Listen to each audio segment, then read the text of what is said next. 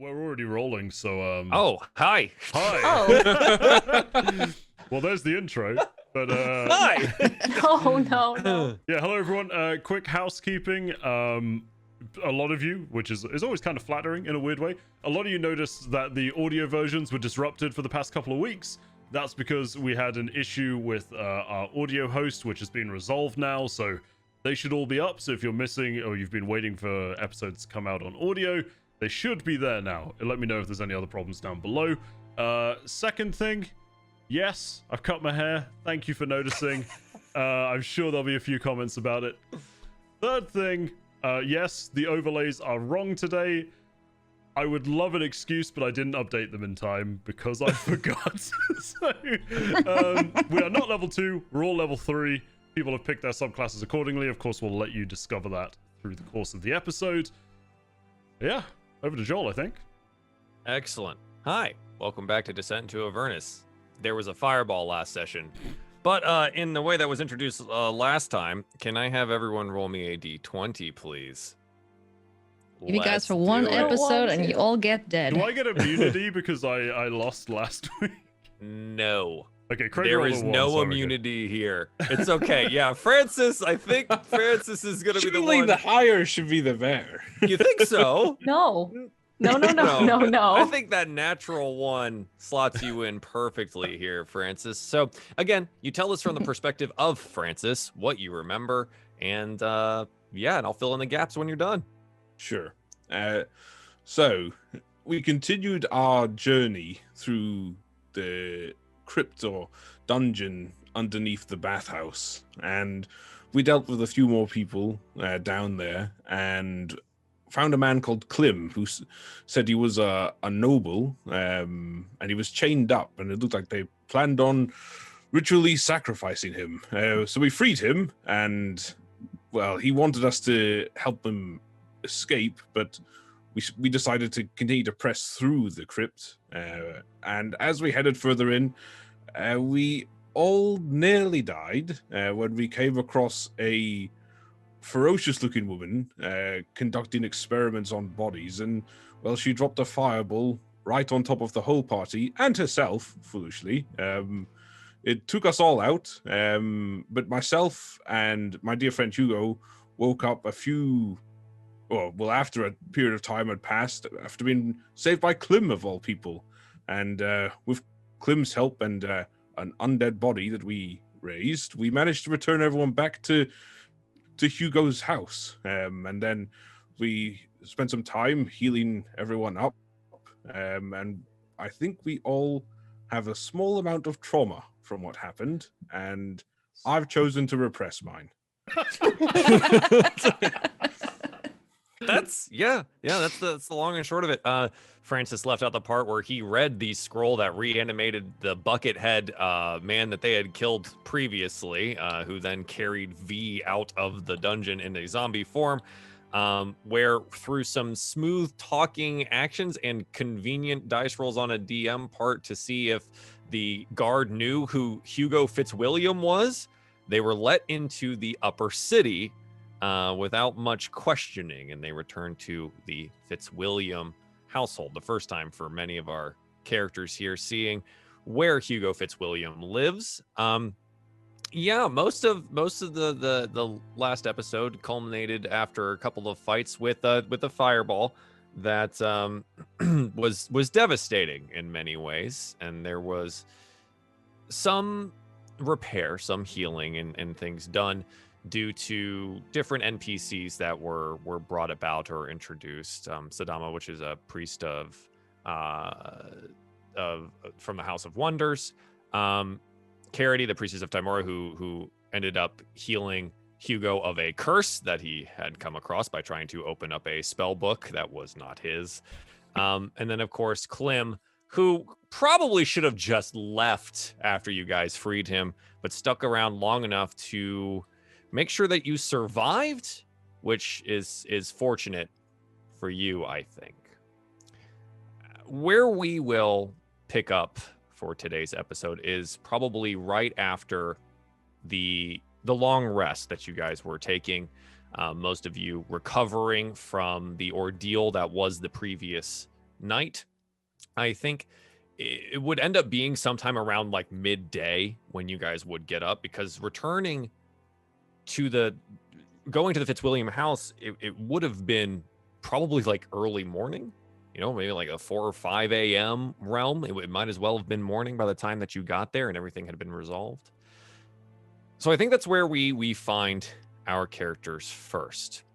And so what I would like to do is we're going to have, you guys are going to wake up, you're going to see what's going on, and we'll have, Rowan be able to participate in the party and exploring the Fitzwilliam household here as well.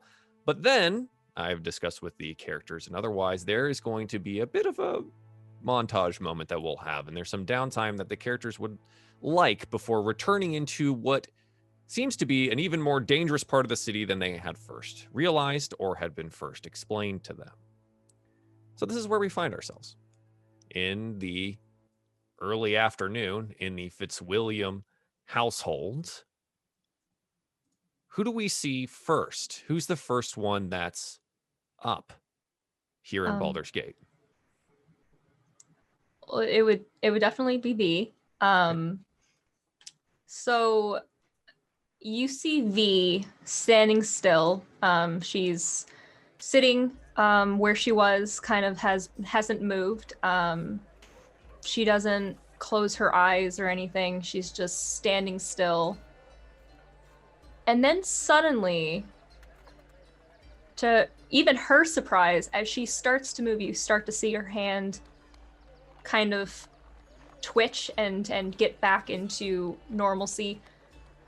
There's an extremely loud whistle that goes off into the whole house. Everyone can hear it. It's extremely loud, and there's bits of steam coming out of some of her joints suddenly. And she looks down in surprise, never having had this happen before. And that's where you just suddenly there's a very loud sound. Mm-hmm. In the house. I think our camera probably jumps to like those of you that had actually made it to bedrooms or something like that, maybe sitting upright rather suddenly, because it is exceedingly loud. It's like a train whistle going off. Yeah. Very loud. So who do we see next? Who reacts to this first? I'm gonna jump out of bed and run downstairs, assuming all the bedrooms are upstairs. Yeah. All right, I will run down the stairs and be like, V, what's happening? This has never I feel hot. You're not gonna explode, are you? No, can I have some water? I don't... Sure, yes. I'm gonna run to the nearest water dispensing thing. Water dispensing? Typically called a sink. Yeah. Does Baldur's Gate have running water? I'm not entirely sure. I guess you get to decide this. Does the Fitzwilliam household have running water? Absolutely. I'm not a savage. Absolutely. Okay. Well, there you go. All right. I'll grab some water in a glass or whatever and bring it to her, trying not to touch the steamy bits. Yeah, she's noticeably like there's hot steam coming out, and she's noticeably like red in some of her joint parts, and she's just going to like pour some of the water over, and after taking a second to think about it, she's actually going to down it. And she's going to open up her mouth and actually drink for the first time that you've seen her. And suddenly you can hear the sound, all the loud screeching whistle die down. Some of the steam kind of shuts down, and it all kind of cools down internally. I think I'm okay. You stopped steaming, so that's a good sign. Are you feeling okay? Yeah. I've never felt hot before. I know that there was some fireball damage, but oh goodness. And she's just gonna like kind of, I'm okay. Okay. If I need to go and get more glasses, I'll have them on standby and I'll just douse you. I'm sure he's got a pool or a fountain or something. I can just throw you in there too. No, I'm okay. Okay. I'm glad to see you're up and about, though. I'm sorry to wake you this early. Oh, no, it's all right. No worries about it. It's just, I mean, it's probably noon by now. We should all be getting up, I'm sure. And try and process what all happened yesterday. It was yesterday, right? Time is a little fuzzy. Yes. Okay. Okay. All right. I think we're okay now. Good. Who's the next one that walks downstairs? I mean, I'd wander in. It's my house after all. Do you wear like a house jacket? Oh Or yeah, are I you, have like, fully I have geared like out? a smoking jacket under Yeah. some very basic sort of night dress. Excellent. Okay. I was walking to go. I was awfully concerned Veed exploded for a moment, but glad to see that's not the case. Rowan, welcome back to the realms of the living. How are you feeling? Fuzzy. Everything's a bit of a blur. But Yes. I'm on 2 feet, which is good. No thanks to you and Francis, so thank you very much for taking care of us. You're Truly more than appreciate it. welcome. More than welcome. You were looking after us beforehand, so it seemed the right thing to do. So, you all okay? Can I get anybody anything? I'm a little hungry. Mind if I raid your kitchen? Oh, please go ahead. You Thank won't you. find too much fresh in there, mostly preserves, as I'm not here too often these days, but go ahead. Thank you. I'm gonna go rummaging. Ha. Excellent. Being aware who's- of any traps. Yeah. Who's next that's up? Even if you don't come downstairs or otherwise. Who's next? to raid? I would probably come down as well once I'm Okay. walking in voices, and I'll just ascend and say, "Good morning, everyone. I heard a bit of a noise earlier. Is everything all right?" Yes, V was just boiling the kettle. Yeah, that was me. I'm sorry that's never happened before. I hope it doesn't happen again. Was it damaged, you think, left over? I'm not sure. I might have to ask Sadama to take another look at me. But it's it was a wake-up call. Certainly was. I can attest to that. What about you, Francis? How are you feeling? I'm a bit shaken. I've never seen it or had to deal with anything like that before. I'll be fine. Yes, me neither, but... Oh well, at least we're all here in one piece. At this point, Cyrus would likely come down the stairs after he woke up from that start. You know, little confused. For what it's worth, he absolutely was sleeping with his bow staff. For those who are watching the video version, I did Cyrus's routines, pantomimed it essentially. You know, he got up, did some stretching, did some of his focus techniques. You know, he double checked his tattoos to see that he's not like horribly burned. Yeah. Yeah, at this point, he would probably come downstairs and just say, well, it was good that I assumed no one was breaking in. That would have been awkward if I just did my normal routine, but everything seems fine. Besides the fact that last night happened. Is there still a zombie body in the main Yeah, I room? was Oh gonna ask yes, that. yeah. That's I think we that's threw a just sheet there. over it, didn't we? Right, but it's still there. Oh, it's Yeah. Right, there, so yeah. like all of this stuff is happening around, and there's just a sheet of over a large dead Yeah. man that's just in the room with multiple crossbow bolts in him. Well, it's not my fault it took more than one, okay? Yeah, pretty much, yeah. He'd just be upended on one side of the coffee table, I think. I think because Clem is still in the house. Clem would be coming downstairs, and he's definitely taken one of the smoking jackets that are in the house, and he is wearing one as he descends the stairs. Well, anyone, as he plops down to like a couch there on a sofa, maybe he like props his feet up on the dead zombie guy that's down there on the ground. So, as the person that saved your life yesterday, What's for breakfast? Whatever you can find yourself in the cupboards, I'm afraid. Find my... well, did I think of myself when I rescued you last night? Wait, we rescued you first, dude. Yes, but water under the bridge and all, you would have died down there if not for me, and, no, there's You no would have breakfast. died down there if not for us. And also, theoretically speaking, we're even because of that. And I lent you a dagger. So therefore, we've actually done slightly more for you. And you owe me a dagger. But you can have breakfast. You just have to find it yourself. He's gonna get up and go into the kitchen and see Rowan in there. He like angrily like throws open cupboards and leaves all the doors open, obviously trying to find anything that's in there.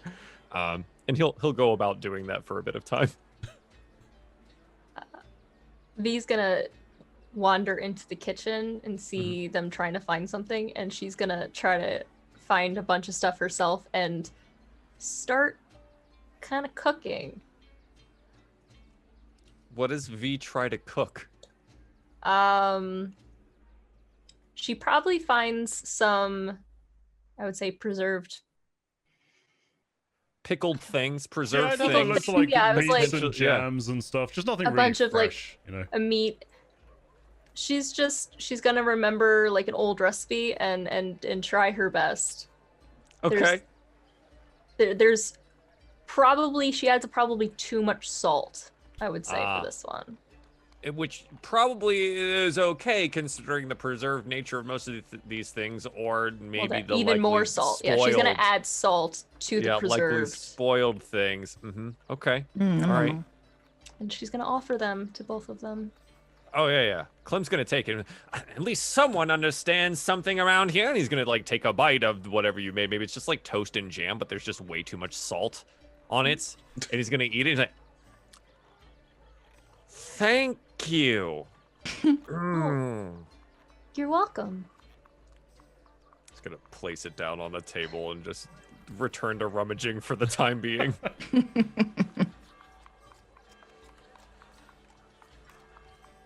That, like, V's been very upset, but while she was cooking, and now that like someone has enjoyed a meal for her, she's definitely back to more of her normal mood that you've seen her Sure. from the previous day. Yeah. I think probably roughly around this point in time, there's a knock at the door. Oh, all right. I think that I'll get. the captain from yesterday who I think you might be. Let's be fair. It could be a litany of people.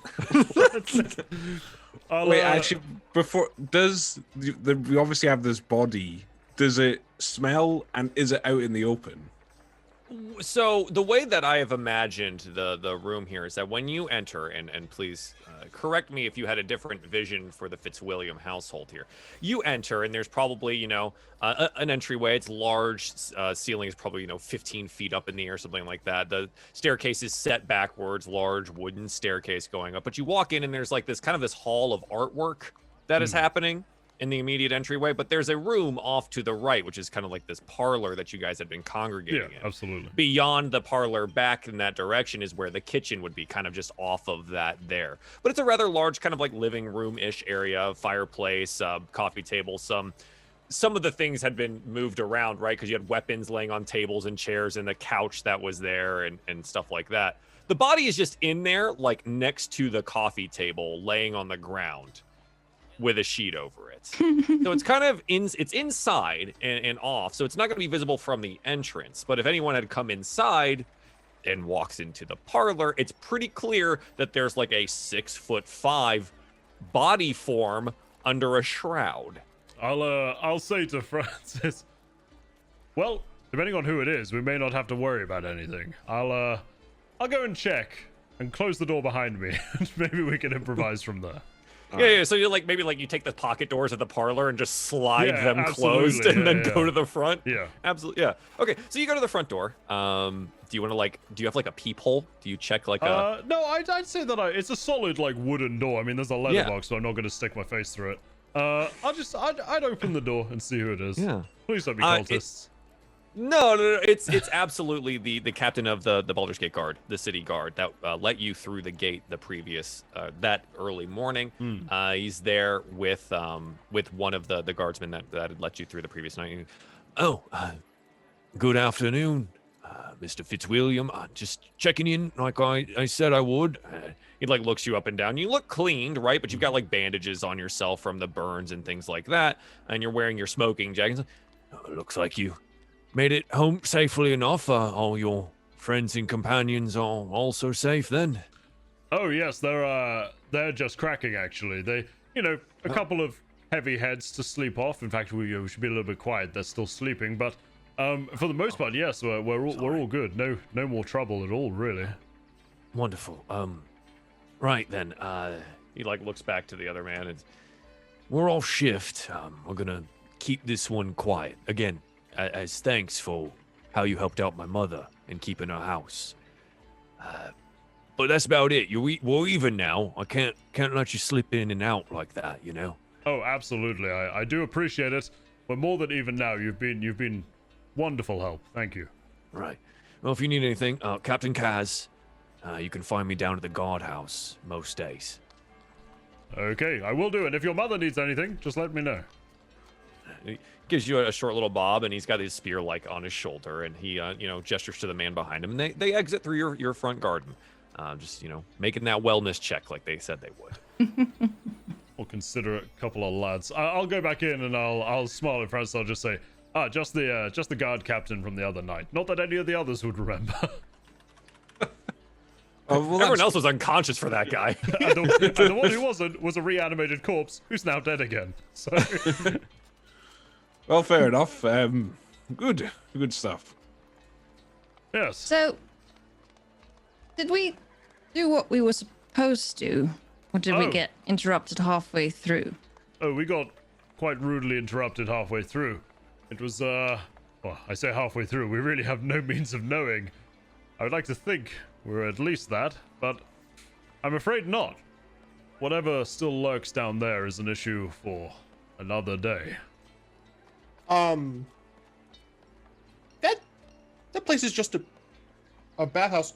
I don't remember. Did we leave evidence and like the door unlocked and stuff? Wait, why do I care? That's not my concern. I don't think it's us who should be overly concerned with being caught there, quite frankly. You also remember you left all of your belongings. We did do that. Yeah. And my blueprints. Oh wait. So do I not have my stuff? I will say you have it. That's fine. But it's like your backpack belongings, all of that extra stuff, your bedrolls, canteens, rations, torches, all of that stuff is down there. There we go. I have none of it now. Just uncheck all of these things on the character that's exactly sheet what real I quick. Good thing I keep my money in my pockets, dear. Yeah, right. I mean, so that's the thing too. Like, if you had like a belt pouch where your mine is money a was, or coin some of pouch your on my stuff, belt, then you have that stuff. But it's really that like adventuring gear, right? The extra things that are just, it was too heavy to carry, especially for as injured as everyone was. Yeah, I'll say to Rowan, Rowan, unfortunately we had to take your armor off you to carry you out as well. I'm sorry about that, but that thing weighs a ton, so it was either that or leave you there slightly smoldering, and we figured you'd rather lose the armor. Well, yes, that's perfectly fine. I would have done the same if the situation were reversed. So I'd rather have my life than my armor. So thank you. I'm afraid I might have the odd leather piece laying around here, but I'm not exactly a practitioner in heavy armor, so we'll have to get you somewhere else. No, that's fine. Maybe we can go get some spares from the Burning Fist or something. Should we just alert the Burning Fists and say, hey, we found the location. We should just do a whole clean sweep? I feel like they may just tell us to go back in and deal with it ourselves. Yeah, so the Flaming Fist mercenary company that kind of runs the guard of the lower city here it's in a bit of a turmoil right now, right? As a reminder, the top duke of Baldur's Gate has gone missing. And so there's a bit of an internal power struggle happening here in Baldur's Gate, and it seems that some of these cults are taking advantage of that. And so the Flaming Fist has their hands full with just the refugee crisis alone, much less handling the rampant amount of murders happening throughout the city. You were asked, basically, because the Flaming Fist has carte blanche to just, like, press adventurers into service as long as they're getting paid right now. And some of you had already joined with them as well, to then, go do this work for them because they do not have the people to spare at this time. So them performing a sweep, you could try and ask them to do that, right? That's the thing. But as a reminder for why you were asked in the first place, it is a manpower problem. Okay. Well, the lady. Wait. My memory for that's fuzzy. It was a lady here. Is she still down there? The lady? I'm talking to the characters. Yeah. The one who fireballed. Is she still down there? Oh, she she's was down there, all right. yeah. In many a few, bits. Yes, a few dozen pieces. She seems to have viewed the incantation she used against us as somewhat of a melee weapon, and I think suffered the consequences. So How theoretically, we could just go back and get our stuff. Look, I'm not missing anything crucial. I intend to go back there regardless. Do we want to go immediately, or Perhaps not immediately. I mean, you have no armor and we're beaten half to death, so... I was thinking, I could potentially go to the barracks. I'm assuming there's barracks here. Just go with it. If not, Sure. I do have some old friends who might be able to spot me some armor and some gear. And we would have to wait until evening anyway to get into the bathhouse once more. I mean, What if they just scatter from there, knowing that we've been in there, right? We left an awful mess in the baths themselves. That much is true. We don't know what it'll look like there at all. Other people may have taken an interest. There was at least that one body that we left at the top of the stairs, if I recall. Oh, yes. Yeah, there was. 3 bodies. 3 bodies. Yes. So I don't know. Maybe we steer clear of there for the time being. It might be harder to get in if they're investigating. Although, I would say, the people down there that did this to us would probably be quite eager to conceal it themselves, as they're not exactly going to be asking the guard for help, are they? No. We won't know for certain until we're back there. Right. Well, if I may, I'd like to go past the barracks, see if I can find my old friends. And if anyone needs anything, perhaps I can try get some for you too. I think I do need to go find this Sadama once more to help with whatever just happened this morning. Your steaming problem.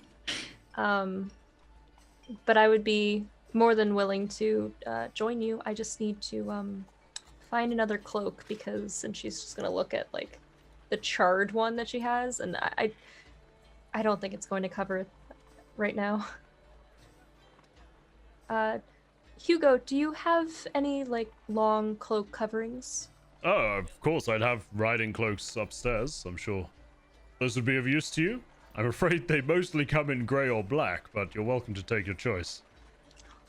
It's very kind of you, thank you. So, if you can wait or join me to the House of Gond. Certainly. We could go there first if you like. Does anyone else want to come? I think I likely have things to get done here. Okay. Sure. So we will split the party for the time being and figure out what we're going to do. Two of which, it looks like Rowan and V are going to head to the House of Wonders, where the priests of Gond are located, to try and find one Sadama, and then to the barracks of the Baldur's Gate City Guard to see if they, Rowan can't coax some gear out of some old friends. Okay, cool. So we'll jump to that real quick, but I do want to see what is the rest of the party plan on doing today. So we'll start with Hugo. Is there anything particular that you want to do? I mean, it sounded like there's a little bit of maybe scouting the bathhouse that might be interesting, or is there something specific that you wanted to do with this day? No, I think I would mostly just be quietly resting, honestly. And Okay. I think for the evening, I would be tempted, before obviously the gates close, I would be tempted to go and maybe Take a scout the peek. bathhouse. Yeah. Sure. Okay. What about Cyrus? I would ask Hugo. Do you it seems like you don't really have a yard to speak of. The city is so lacking nature. Do you have like an enclosed space that I could train in? I'd rather not ever fall again. I mean, you're welcome to move the stuff around in any of the rooms, really. I'm not too fussed. I mean, hell, you could just move the coffee table out the way in here and do it if you wanted. The parlor's big enough. What kind of training do you want to do? Something that needs potentially a little bit more room. That's awfully vague. Are we talking a running track or room to swing a sword? Room to swing this, and I'm just gonna like extend my quarterstaff with one with one arm. I mean, I imagine the parlor would easily be big enough for him to turn around holding that. Yes. Yeah, I say, well, you can move the table and chairs out the way and have at it if you want. All right. We'll see if a window ends up broken.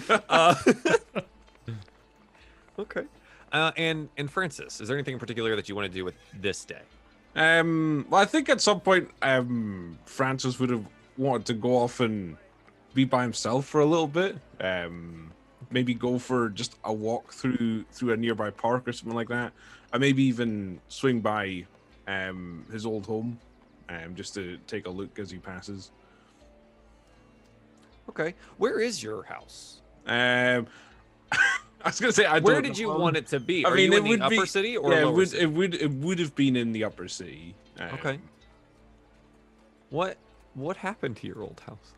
Well, it would have been, I guess, repossessed, taken away from him.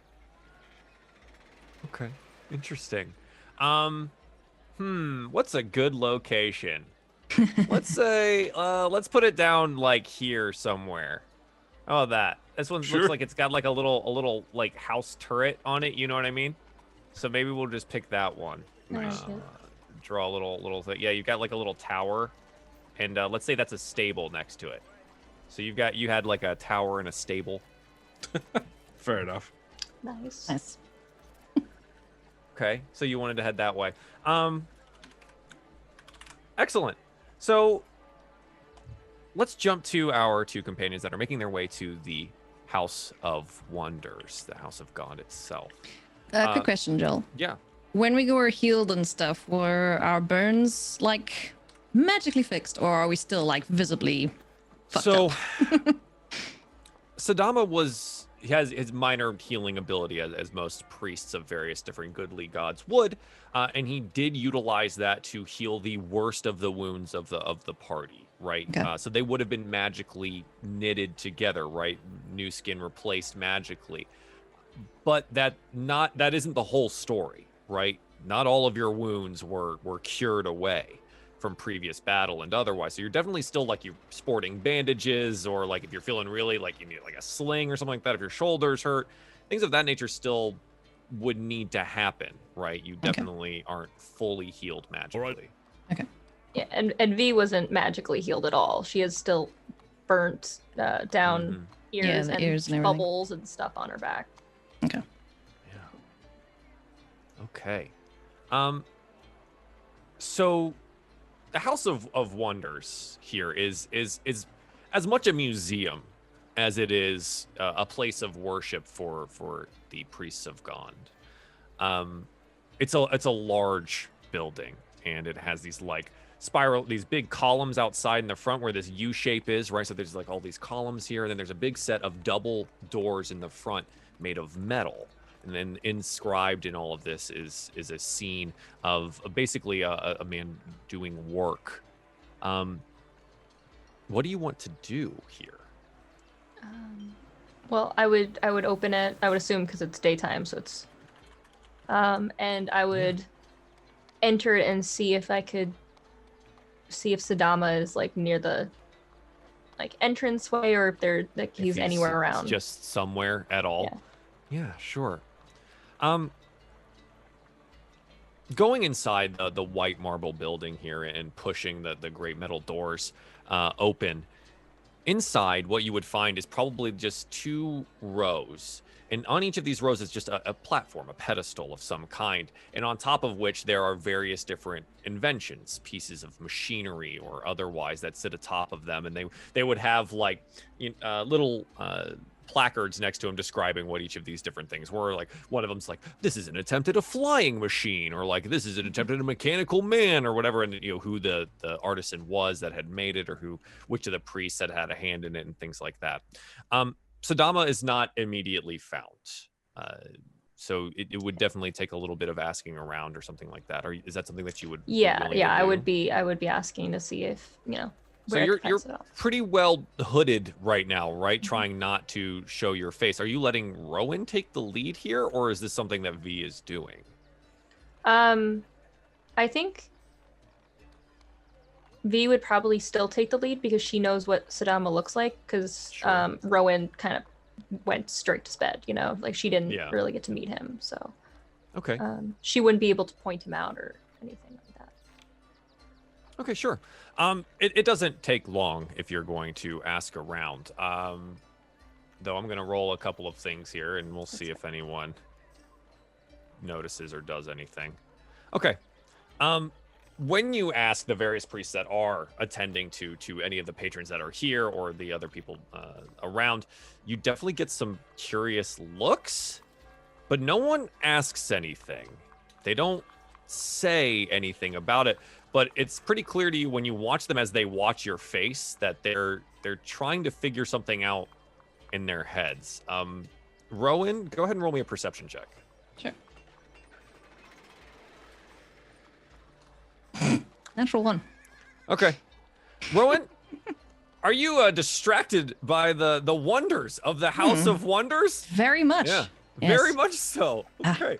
Yeah, the temple houses a couple of grand items as well, including like a full-scale ship is in here, siege weapons, definitely a number of like unique inventions that are around as well. And it's a lot. There's a lot of things going on in here.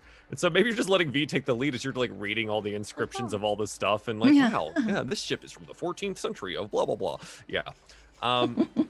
Okay. All right. That's fine. So V, eventually you are pointed off and asked to wait for a moment. And someone was going to go get Sadama for you because he's up in one of the wings where the priests sleep. And they're just like, we're going to let you up at the living quarters. But eventually Sadama comes down and you note that as he approaches you, he's got a wide smile as he sees your hooded form, but he's also like, he's definitely got dark circles under his eyes. And it looks like he did not sleep very much at all. If he did sleep, but he does. V, wonderful to see you. And Rowan, right? I've healed some of your wounds as well. You're back so soon, and in the open and in the daylight. Are you sure this is the right decision? I don't know, but I needed to see you immediately. Is there any place that we can talk? Yes, there should be, and he's gonna be. We'll go to the eastern wing, and he like takes you down one of these eastern wings. There's a couple of workshops in here and places of study, and he's gonna like knock and peek into a door, and he's like, and small offices, and he opens up the door, and there's this like kind of quaint looking little office, singular window, a couple of chairs around a table, and he closes the door behind you guys as you're done here and you enter the room. And so he turns around, he sits down in the seat here, and he's, so what's wrong?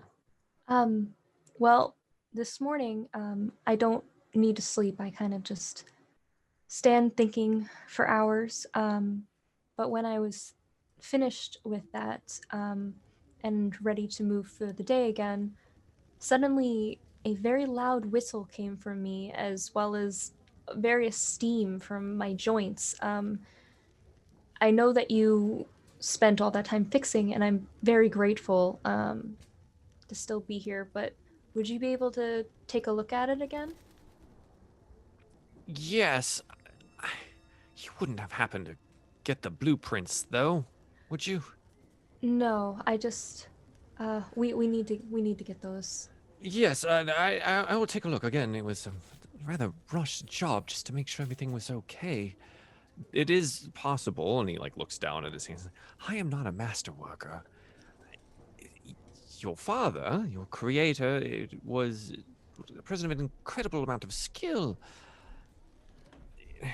I will do my best. And he like, yeah, she's like, do you mind removing the cloak? Sure.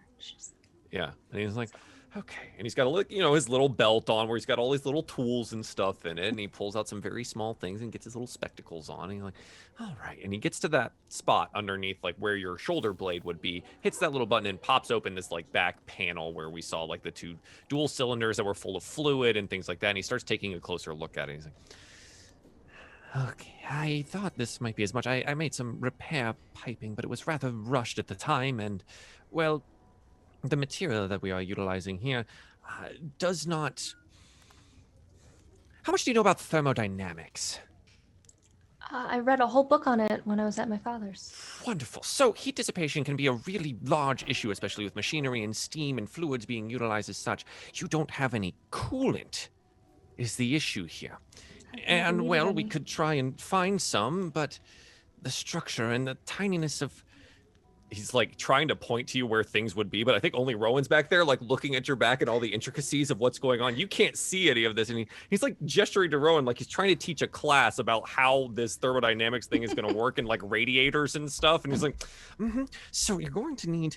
We couldn't get the piping just right here. This used to be like this big, and the pressure that was shoved through here and then immediately cooled out the other side was an incredible amount. I cannot replicate that.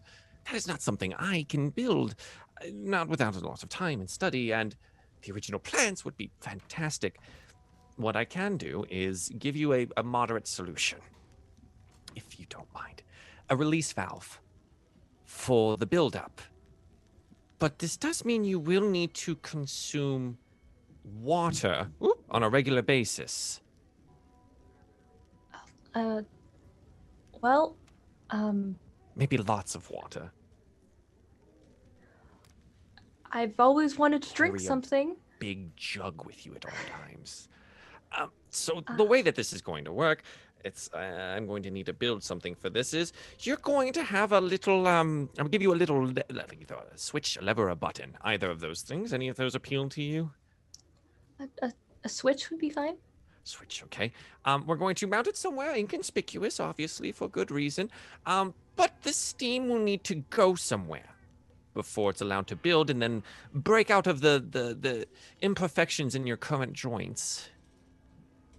Do you have a preference?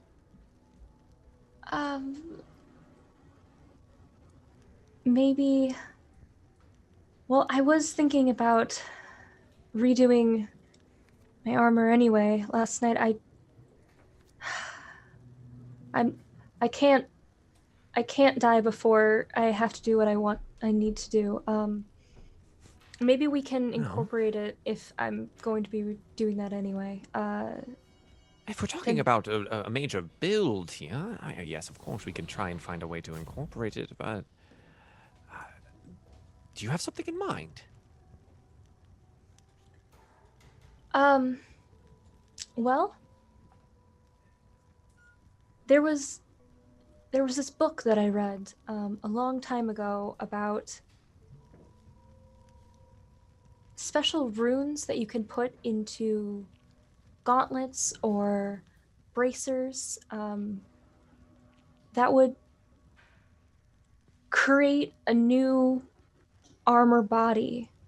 And since this awful bubbles, maybe we can incorporate the switch into these.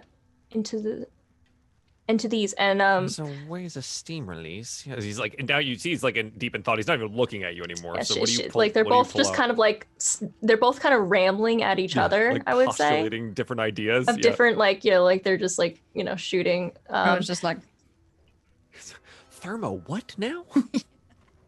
Well, Rowan, you did say you were going to get new armor, right? yes. What if we incorporate there is near the blueprints there these bracers that we found down to the depths. Maybe if I rework those and use some of the armor that I can get with Rowan, we can requip something to make it better for the steam to get out of my new joints. I'm going to need to get some books. For the time being, here's my suggestion to you. Don't do anything too drastic. Don't move very quickly. Don't sit still for very long. And maybe Water. if you do need to let off some steam, vast consumptions of water, he reaches down and touches your finger. He's like, I want you to do this. And he's going to pop your finger outwards. And it's going to create this like hole, this gap. There's like a... It's just like steam comes out of that right there. If you're ever feeling a little bit hot, and he pops it back in, just use that for the time being. Otherwise, I'm going to do some research. Runes, armor, gauntlets, and if you can get the blueprints, this could be much better. And we're going to need armor to utilize, maybe spare plates. And he's going to just start like mentally listing all of this stuff out to you. He's like, come back when you have all of the things. I am going to requisition us a workshop. He's like very excitedly thinking about all of this. Thank you, Sadama.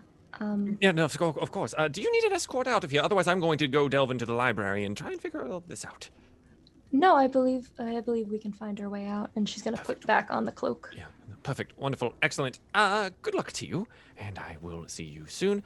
Just ask whoever the attending priest is out there at whatever point in time for myself. Otherwise, if it's past the 12 bells, I guess I could come find you if you're still at the Fitzwilliam place. Yes, you can find us there. I don't know when we'll be getting the blueprints and things, but Yes, right, of when course. everything is back, Just I can send a note to here to let you know when we have got it, and you can come there. He's like very visibly distracted. He's absolutely not, not paying paying attention to attention. That's anything fine. that you're saying anymore. And yeah, but like he opens the door and he's definitely like muttering to himself over the implications about all of these things and what he's going to need to do and gather.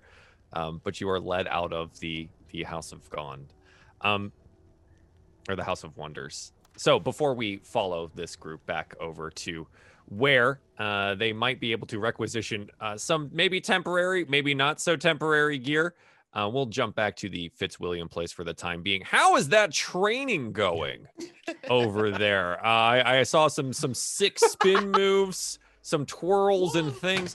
What? It's going well. It's going well. Roll me a dexterity saving throw for that one. Just real quick. I just want to see something. As yep, perfect. So perfect. As our camera goes back to the Fitzwilliam place, it's just kind of like observing it from the outside, and then all of a sudden there's this like 7-foot staff that just goes flying through a window outside, and there's like as it like clatters out into the front lawn. Oh boy. Oh, hells! Just gonna walk outside, get my staff, and walk back in. Yeah, just slowly close the door. There's just like shattered glass everywhere outside. Oh, why don't I have mending? Well, this is awkward. Okay, I'm gonna go ahead and put the furniture back. Just like push all these things back to where they were. I'm done now. Okay, perfect. Excellent. Is Hugo, you said you were wanting to rest. Is there anything that in particular that you want to do? Again, so this is the way everyone at home, this is the way this is going to work. There was a very particular role-playing moment that we wanted to have with Sadama, which we've now gotten. So we're going to figure out how we're going to get some of the stuff back that is necessary for the armor building. But while this is happening, the rest of the characters have decided on things that they also want to accomplish within the next 2 in-game days. Now we're kind of sort of coming up on that point in time, unless Rowan wants to role play out the going and getting of armor from old friends. So Rowan, that is absolutely up to you if you want to do that, or if there's anything else that someone wants to role play out for this particular day. Otherwise, we're going to figure out if you guys are going to get this stuff back and do a little montaging of how things are going to happen for the next 2 days. I was just gonna bully one of my old friends because they owed me a favor, so. Sure. Okay. What did you want from them? Like, what are you looking for? My old infantry gear, my armor Okay. and my sword. Okay. Plus some armor extras and because they sword. owe me a favor. Right. Okay, so the extras being something that V wanted. Yeah. V, you wanted what? She needed probably some chainmail Okay. and So an extra set of chainmail. and a shield. And a shield. Okay. Sure. All right. Yeah. I think you'd be able to do that. As a note for those of you guys that are looking at the map right here, this is technically where the city guard is housed. Is all up in this area. It is a double-walled section. It has the exterior wall and the interior wall. But the barracks and things of that nature, all of the stuff for the city guard is housed in there. So with some coercing, coaxing, convincing, Rowan is able to requisition some new gear, as it were. So, training went great, it seems. That's good, Cyrus. Good start there. Francis, is there anything? I know you said you wanted to go out and be alone for part of today. Is that something you want to do today? I guess so. Yeah. I mean, if everyone else has kind of gone off, I would just take the opportunity to do so as well. Yeah. Do you let like Hugo know that you're stepping out for a bit? I guess I would. I guess I do have some manners. Hey, bud, I'll be back later. You know, leave the door unlocked for me. I don't have a Everybody's just key. using my house as an Airbnb now. So you Yeah, know, pretty much the case. We live here now. pretty much. But yeah, Head I in would have boulders. just gone out for a little bit. Sure, right. And we talked about you going to visit your old home. It would take you a little bit of time to get over there. It's a bit of a walk, but you would be able to get there, on today, right? Just half a mile or so. And you walk over there and you note that the upper city is still busy.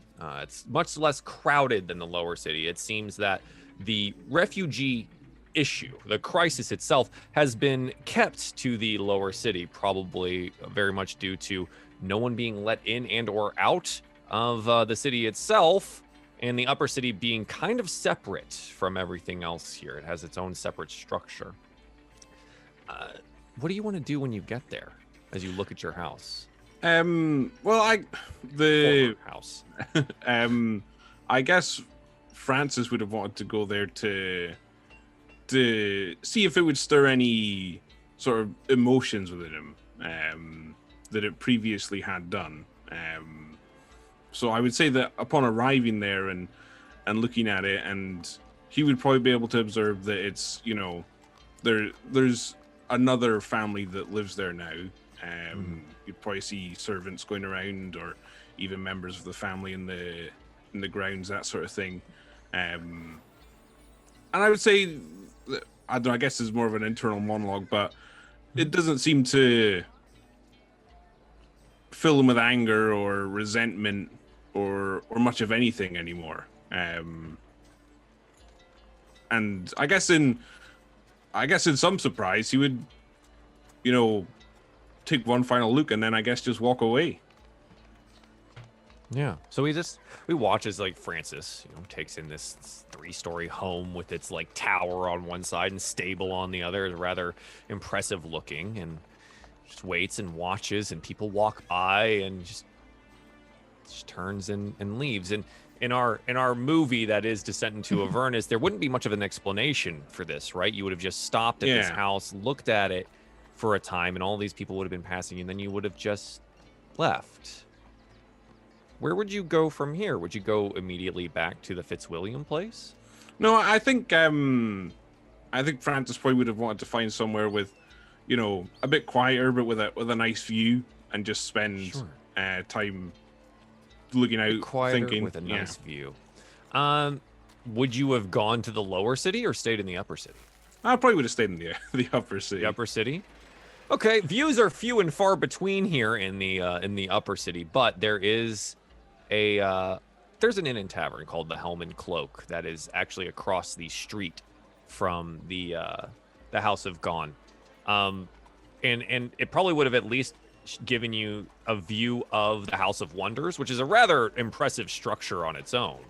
And there's, big windows and a large, courtyard outside where people would have been and gathering. So if you're looking to like people watch or anything like that, the Helm and Cloak is probably one of the better places to just like sit and be where this park is, right? Yeah, that's probably what I would do then. I would just go there and spend a little me time, I guess. Yeah. Would you just sit out in the park, or would you go to the tavern itself? I'd probably maybe go to the tavern and have, a late lunch, and then spend time just sitting in the park watching the world go by. Sure. So you maybe get like a beer to go and a late lunch, and you go out and you sit out onto the side of the House of Wonders here, and you're just sitting, waiting, hanging out, and you hear the sound of someone. Probably in the park somewhere. Buskers happen, right? Even in the upper city, sometimes the city guard doesn't catch everyone from the lower cities trying to make a buck when they get up here. There's a tall, lithe, kind of pale-looking elf. It's hard to tell whatever gender they might be.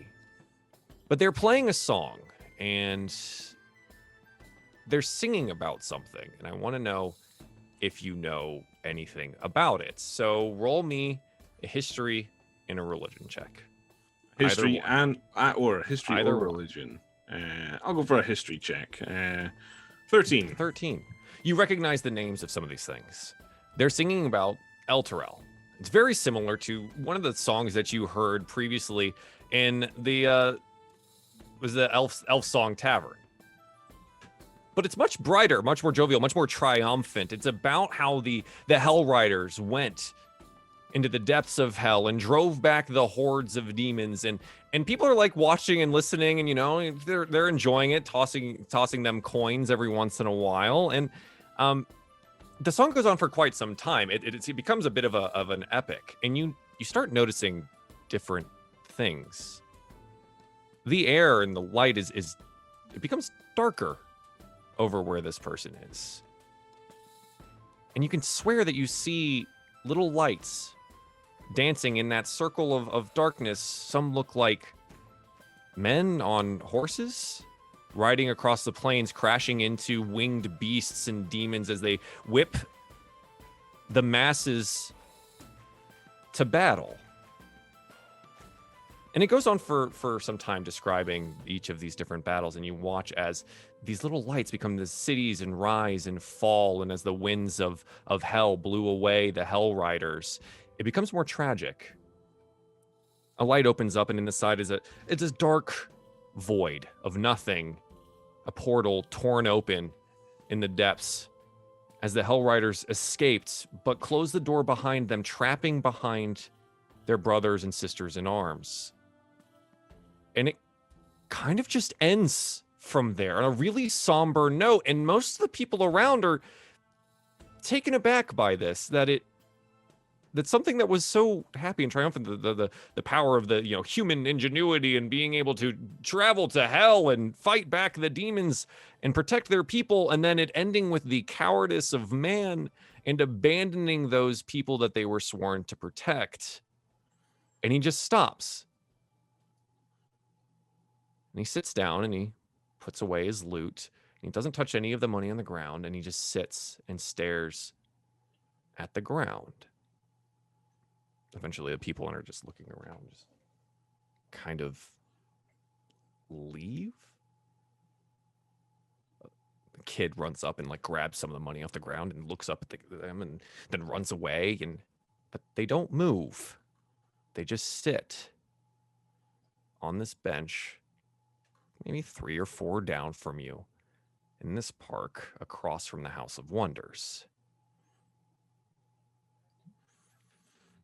Well, I guess I would go over. I would probably wait and make sure that there's no one else around, and approach and say, Hello. I was enjoying your performance there. I've never quite seen something that had both a musical portion and a visual portion to it.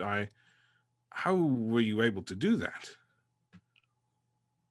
There's just silence for a bit of time, and then they snap their fingers, and in the palm is a perfect representation of you in an illusory form, just in white, and what you're wearing, and dismisses it with a wave of their hand. And they look up at you, and you note that they have these like deep silver eyes and very, very pale skin.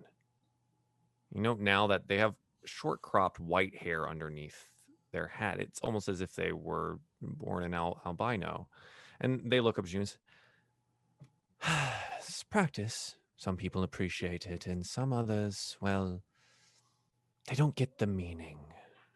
You know, they don't understand what you're trying to say with your song, with your story, and they just want the high points."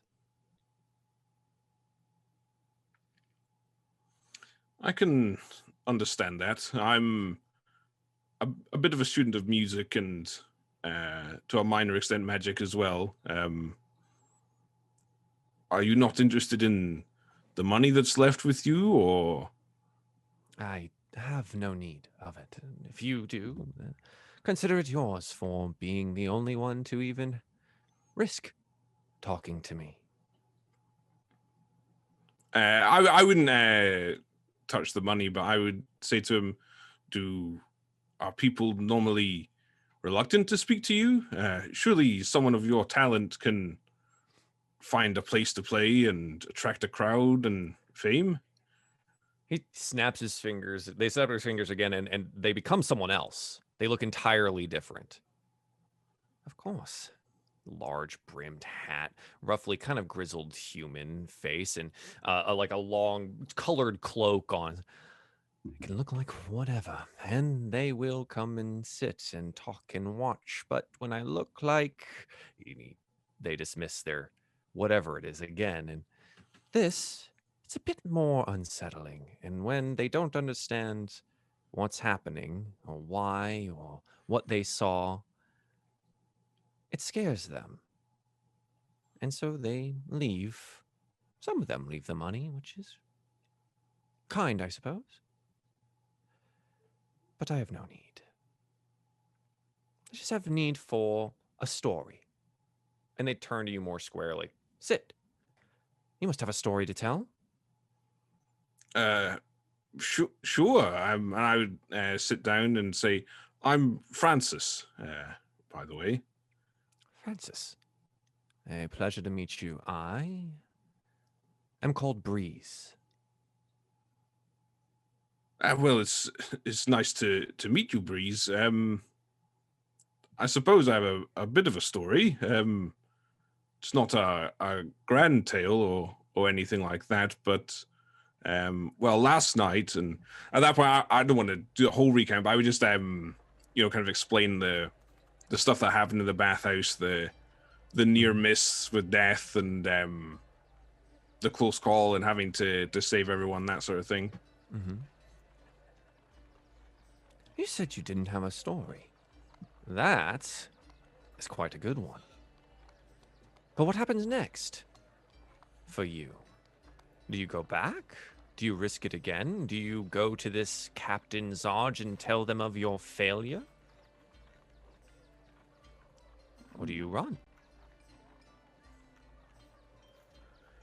That's what I've been wrestling with a bit. I suppose before this happened, I had a bit of a mercenary and even adventurous attitude towards it, but I guess it's been a bit of a wake-up call. I didn't like to see such a close thing with my friends and companions. I feel like I don't know. I just don't feel that my simple wants and desires are as important anymore as it is to protect others. Well, that's quite a leap for one day. And having just met these people, you already feel this connection to them, calling them friends, companions, worried about their well-being. Some growth, then. Feels like you've changed? I think so.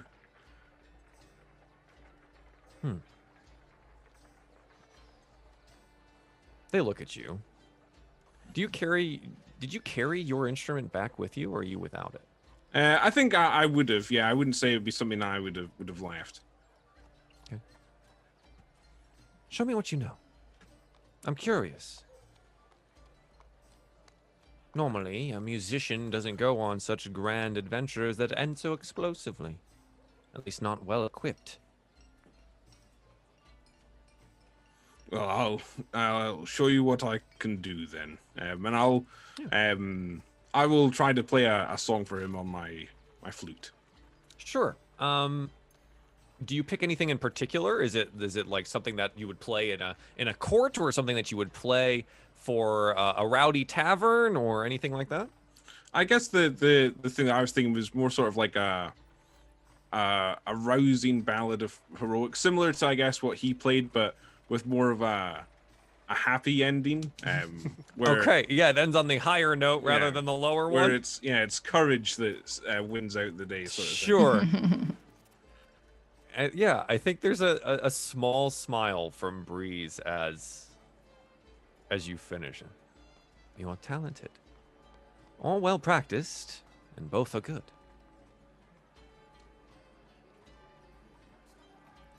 I've been looking for someone to show this, and they just kind of gesture outwards, and you watch again as like these phantasmal little forces begin to interact with each other, and then like a couple dancing, and the man dips the woman down, and then something dances off again, and these dancing little lights and illusions and things go around just in very small form in front of them, and more.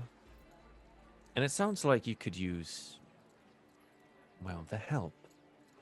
I am not one for dungeon delving, but maybe your friends could be appreciative of you coming back with something more. Absolutely, yes. Formal training of it's not something I've ever had. Oh, it won't be formal. I can tell you that much. You'll have to just feel it. And I think you will.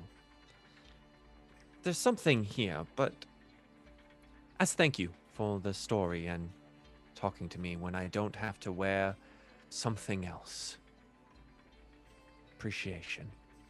You can find me, and gestures behind to the inn and tavern where you got lunch. I have a room here, play most nights, mostly in different guises, but in the mornings, come see me. May be able to teach you something. That sounds fantastic. I will take you up on that, most certainly. Wonderful. Feel free to tell your friends. This is no secret. Just maybe keep the actual training part between us. Certainly, that's no problem. I guess I'll see you tomorrow morning then. I give you a nod. They pick up their loot and walking away from the coins. We get that shot from your perspective sitting on the bench as people pass by on both sides, and all of a sudden the person that is Breeze is no longer there. That form, the hair, the pale skin, the silver eyes is gone, and you don't know who in that crowd they are anymore. I guess I would just sort of quietly smile or chuckle to myself, and I guess I would head back to Hugo's after that. Sure, absolutely. Hugo, it's been a day. You know, it's been you've rested and stuff, and maybe we're coming to the late afternoon. Sun's starting to go down, right? This is part of the day where, you know, your friends are making their way back. They've come back. You've maybe had a late lunch, discussed what you guys were doing. Rowan has, you know, divvied out whatever things they were able to get from their friends, and I guess now's a bit of a decision point, right? What do you want to do from here? Do you want to try and recover your things, or what? I mean, I suppose for me, I would kind of be waiting for everybody to be done with what they're doing, and kind of approach this as a group decision. But until then, I would probably be kind of locked away in quiet contemplation, I think. What I'm thinking is, like, everyone's gone and done their thing for today. They're all returning back to the house with the things, or, you know, having trained today. Francis returning back from their walkabout. Everyone just ends up back at the house. So this was something that you did want to try and do this evening, was maybe doing a little bit of scouting, right, against where, you know, against the bathhouse here, and seeing what's going on there, and trying to figure out if it is safe or occupied or otherwise, right? So let's just say everyone's back. They've spent their day out. They've been doing things. Like I said, Rowan has gathered some equipment and gear for people that might need it. Again, it's not going to be as nice as the things that you had, but maybe like a couple extra daggers or short swords or something like that in a leather bundle that they can just dump out onto a table.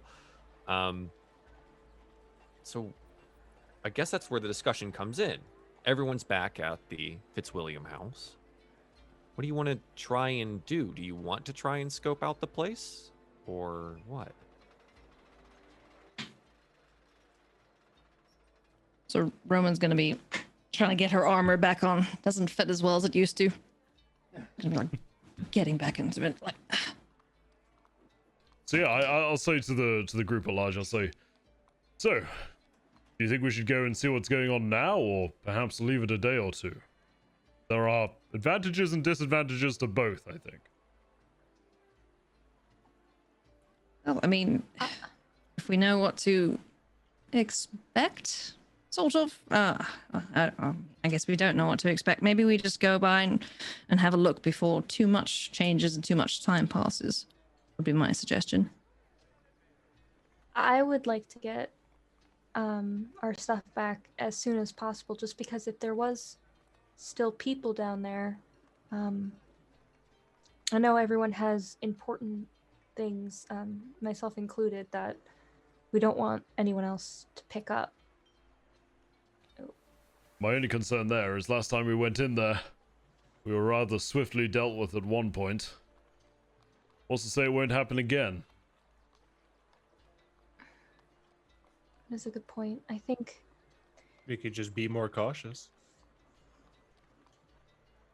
Well, how did you get out? That's the question. Can we go back the same way? We carried you. No. The way you got out of there. Did you trudge all the way back up the way we came in? Yes. Good grief. Wasn't the most fun. Oh, I can't imagine so. Hauling 3 bodies.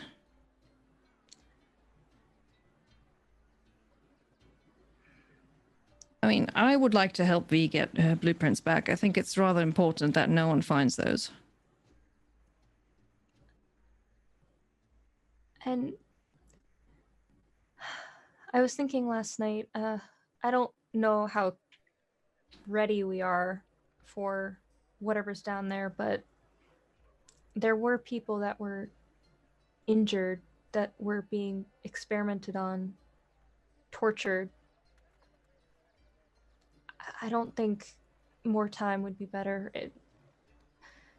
Even at the sake of our own danger, I think we need to go and help if might be any more people down there. That's why we joined the mercenary group, right? Is to help people. And Something like that. Francis, Cyrus, what do you think? I agree with V. I think if there are people down there, we should act quickly rather than wait. We may be able to help them.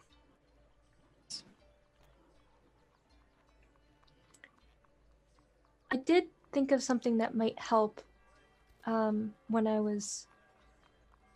Sorry about how rough I was last night.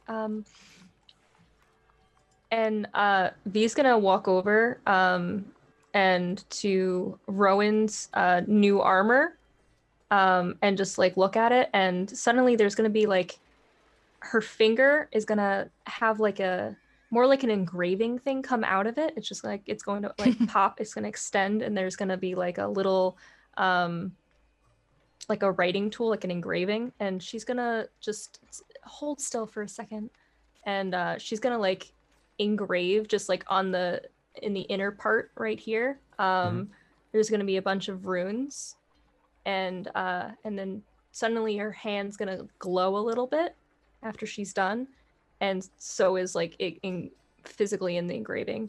And Rowan's going to get a +1 to AC permanently. Sweet. 20 AC, baby. 20? Jeez. And after doing so, she's going to walk over. Hugo, can I see your weapon real quick, if that's okay?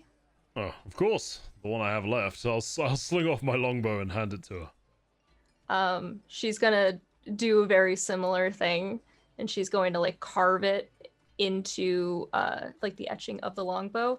And this one's a little bit more I have to explain. Well, in my father's notebook, we have this ability with magic. So I noticed that you did pin that pirate to the bar. Oh, yesterday. yes, I did that, didn't I? Yeah, that and I don't think that it was difficult to get off. So and you're gonna get a +1 bonus to attack and damage rolls, as well as so this should make it so that you don't have to use more ammunition. Try to see if you can fire something. Just don't hit any of us. Oh, should I aim for a window, Cyrus? I'll give Cyrus a knowing smile. And try not. What Don't use happens any. at the window? Don't use any ammunition. I'll draw my longbow at Cyrus and then yank it up Boy. and fire it above his head. What you see there is suddenly like there's nothing in the longbow, and suddenly an arrow forms, and when you shoot it, it hits the ceiling, but then disappears. Ugh. Bloody hell. So you should be able to, and you're going to be able to basically load no ammunition, but it just gets reloaded, and then it disappears on a miss or a hit Cool. from the target, which is good for rogues. That is quite useful for us. Yeah, I was gonna say assassinating people. That makes me sound bad, but you know. Like, maybe I was imagining you hitting something, and to be like, "What was that?" And then there's nothing there. Just Exactly. Just the wind. Hopefully those two will help us if we need to go back into those sewers. Thank you. I can't imagine it'll hurt. Thank you. I'm starting to feel little lame here. We got an actual robot lady who can etch freaking runes into things. We got a cool singer man who has brought me back to consciousness several times. Some rich guy who can shoot people, and a lady who is really good at pretending to drown. Cyrus, I'm I just did punching see. things. I saw you punch someone's nose into their brain. That's a rare talent. I guess that is fair. And what did Hugo? You said something about a window. Oh well, Cyrus and She, I were the like, only ones looks here, at and I heard a crashing noise, so I can assume that one of my parlor windows is no longer.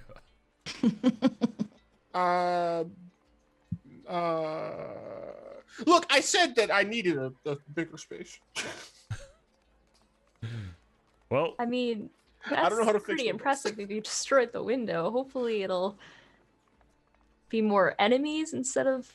I didn't do it on purpose though. So oh, that's fine then. Don't worry, it won't be too troublesome to fix, I hope.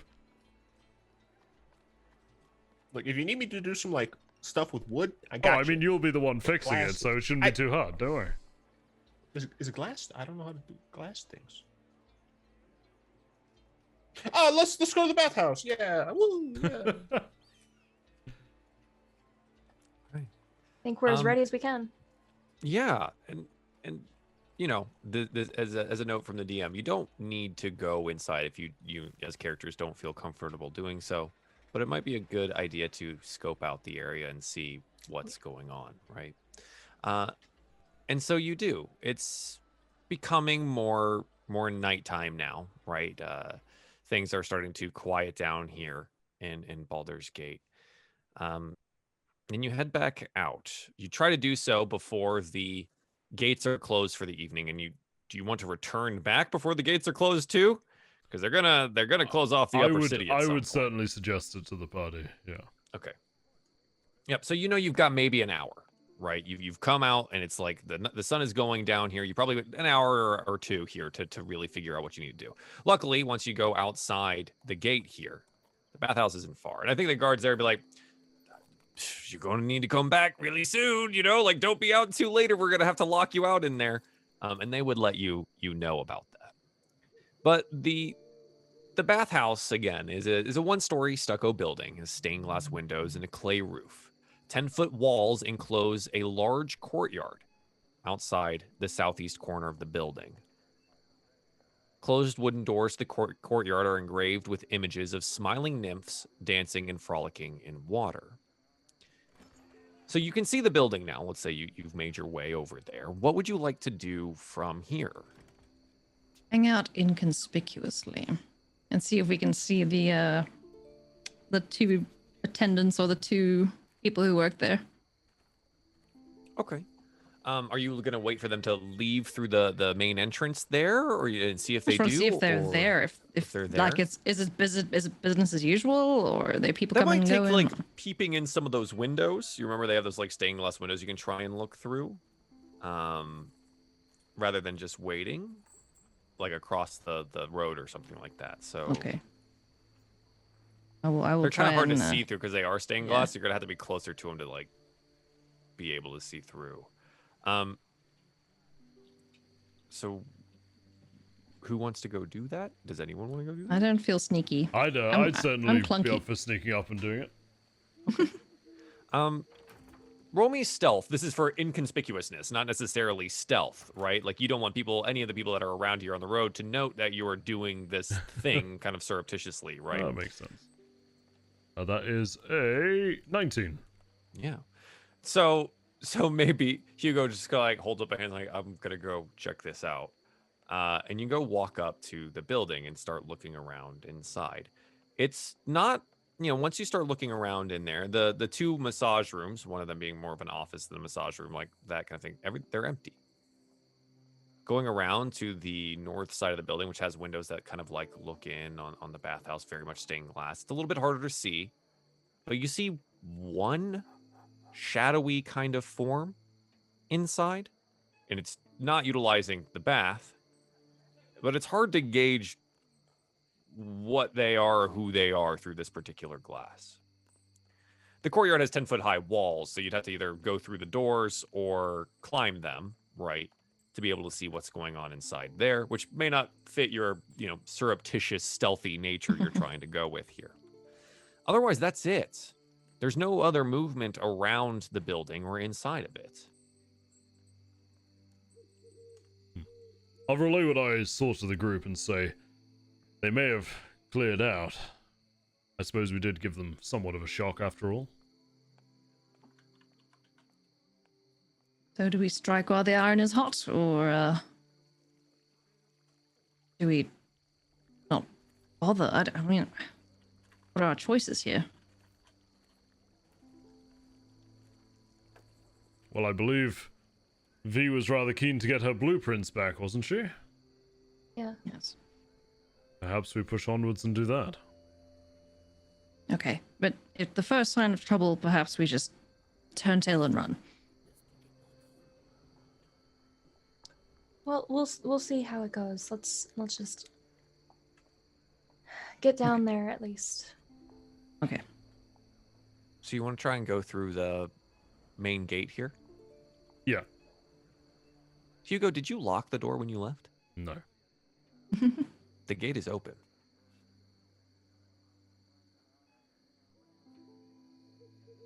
I guess I'll proceed through. Check it out.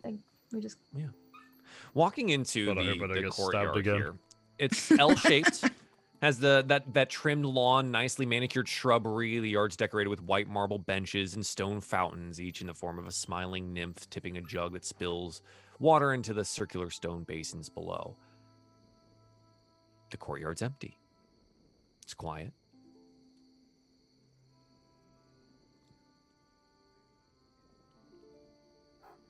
I mean, I'll go up to the door leading to the actual baths themselves, and is that open too? Has it been locked? You're like testing it.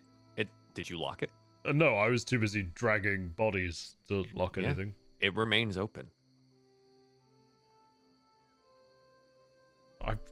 I'm gonna sneak through again, but just don't stab me out the So you're shadows. like kind of like okay? telling people to like really like back up a little I'm bit. watching the shadows like so eagerly as I go. Yeah, absolutely.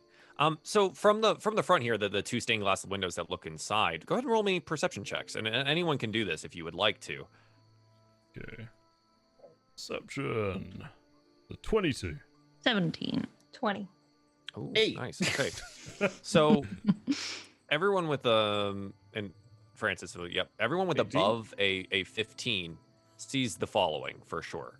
Above 15, there's no torches or sconces or anything on inside. It is dark now. As the sun starts to go down, it's becoming increasingly dark inside. But you remember the last time that you were here, there was like at least a little torch left on, right? Like they had left something on for the evening. Those of you with above a 20 or a 20 and above, that shadowy form keeps kind of shuffling back and forth in the bathhouse. You note that it has a kind of stumbling, weird gait. It's stiff. It seems moderately armored. You know it's bulky in some places that it shouldn't be if it was just a person wearing clothing. And it seems to have a sword in its hand, just holding it. Is it moving in a Do you see manner that? similar to our bucket-headed friend from the other night? Roll me a nature check. All right. 7. 7. Oh, it's hard to tell. You're like, maybe it could be someone that's just injured. I'm not sure, V. What do you make of it? I'm just gonna peer out because it's just darkness. I can't see very well. There's someone in there. There sure is. And she's V's gonna turn back to the party and say, there's a figure in there. There's someone moving. Well, let's go acquaint ourselves, shall we? Rowan's gonna walk through the door. Yeah. Trying to sneak in. All right. I'm just gonna walk in. I'm gonna be like, halt! You're just gonna Who go like goes there? walk through the door? Yeah, so Halt. Rowan, you push through the door, and on the other side, all you see is this like empty socketed skull. And it turns over to you and raises its blade and begins to shuffle towards you in a very kind of ambling gait. What do you want to do? Oh, that wasn't what I expected it to be. I think I've made a great mistake. Oh my god. So I don't want to throw you on the map for this, whatever, and we're just gonna take a quick initiative here because it's just a single skeleton that's here. Okay. And Rowan, you're the one that just entered, and we're gonna find out what happens to this poor skeleton that you guys are gonna murderize here in about 2 seconds. Yeah, it's terrible, but let's see what happens. It's this one guy inside this empty bathhouse otherwise. And he kind of like ambles and shifts towards Rowan as Rowan has the door open here. Don't forget to click your token, and then if you would Where like, are if the you want to tokens? utilize Where is that We're on the token? map, so we don't have tokens. Whoops. Right here. I will add the ones that are already done. Hey. Okay. Can I just add myself a turn? gotcha. How do I? Oh, sweet. Yep. There we go. I did it. You Yeah. did it. So in this case, Hugo, you're going to be the first one that has the opportunity to act here, right? You see the skeleton kind of just lurching forward. What do you want to do? I mean, I'll use the new rogue feature. Thanks, Tashas. I'll use steady aim, Ah, yes. and I'll use my bonus action which is purely to help out rogue archers. So I do appreciate Yep. it. But yeah, I'll use a steady aim, which it's my bonus action as long as I haven't moved during my turn. I can use my bonus action to give myself advantage on my next attack roll on the current turn, and yeah, I will shoot my longbow, my new enhanced longbow, because I want to see how this will work. Yeah, you get Yes. a plus Alright. 1. So that is a 23, which is 24 technically, right? no, I've already added the plus. Oh, you added it. Okay. Yeah. It's absolutely going to hit. All Yeah, right. this guy's like, I mean, it's just a six, skeleton. oh, I low rolled the damage though. 6 points of piercing damage. But because you have advantage due to you aiming, you automatically get your stealth or your Oh, I sneak do attack. get my sneak Sneaky, attack. Actually, sneaky. that's true. My sneak attack is +5. Okay, so 11 points of damage here. And you watch as this arrow just like explodes this skeleton's skull into a bunch of bone dust, and it collapses over into a heap. That's it. That's all that happens here. Well, that wasn't Right. okay. Maybe he had your blueprints, V. Hopefully it's that easy. And I guess I will go to the skeleton and see if there was anything near him. It's not carrying anything. It is in rotted leather scraps for armor. It is carrying a rusty longsword, and that is it. No luck here, Hugo. Right. Back If into one the... of them is up here, why is it here? Did it ascend from down below, or did someone place it there as an early warning system, or? Could be an alarm system, perhaps. Are the bodies from yesterday still hanging around? No. Uh-oh. Hmm. Someone's been through here and cleaned up.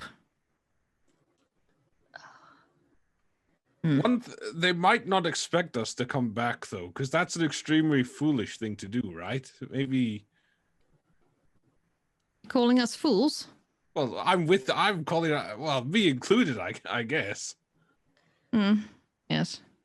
Does it seem like the baths were used? Because they were drained at the end wanna of go investigate operation one? the other day. Yes.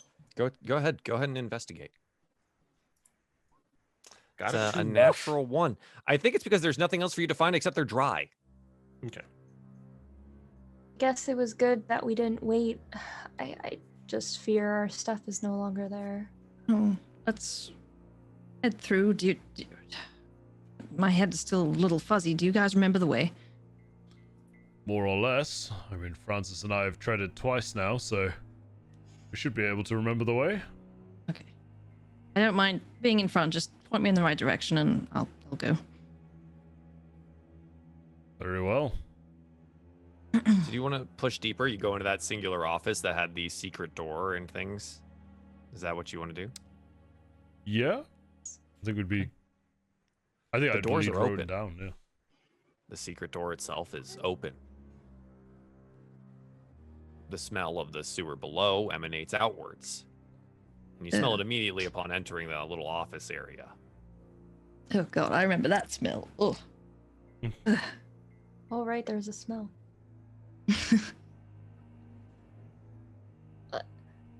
Let's push on. I will walk down slowly and steadily, ready to hit something should it walk around the corner and scare me. It's dark in here. Is anyone carrying a light of some kind? Cyrus. I'm gonna go and cast light for those who need it. Perfect. We can do the same thing as last time, except I don't have my darts. Those were a few things that were left here. So Do you just want to utilize your staff? sure, I'll put my light on like the top of my Yeah, staff. just right on the I'm top just of- like holding it. It's a literal glow stick. Yeah. There you go. So Rowan, with your limited visibility, though, you are able to descend down. And you go down the set of stairs there, and you end up in the first of the rooms, which was that flooded room there, where you note that it's kind of like in this sewer-ish area. There's nothing here for the time being. Do you want to just continue pressing onwards in the direction that you know? Yeah. Yeah. I'm gonna stop until something stops me. Sure. Start. So go until you move forward, and remember the next portion here was the 3 doors, right? You had 3 doors in that kind of octagonal-looking room, Mhm. and inside there, right before you go around the corner, you peek around, the light hands around with you, and you see another skeletal form just kind of sitting there, dully. Does it look aggressive? It has not moved. I'm gonna walk past it. Yeah. You move up to it, and it goes, and then just sits there, its empty eye sockets looking at you. It's not disturbing at all. Okay, carrying on. Walking down into the second flooded room, you see 2 more just standing there. What's wrong with them? These don't seem to be as aggressive as the first one. Was I mean, the they're first one aggressive? I kind of blew its head off as soon as it saw us. Didn't do anything. It was just holding a sword. Yeah, we didn't actually see it be aggressive. You would note that each of these skeletons that are down here also have that kind of conglomeration of leather, rotted armor. Some of them have weapons, some of them don't. One of them has a shield. They're just around. They're here. Yeah. And you push forward through that second, columned, flooded room where the gauntlets were found on the armor statue, and the altar that was there as well, where you saved Clem from the back wall where he was being tortured.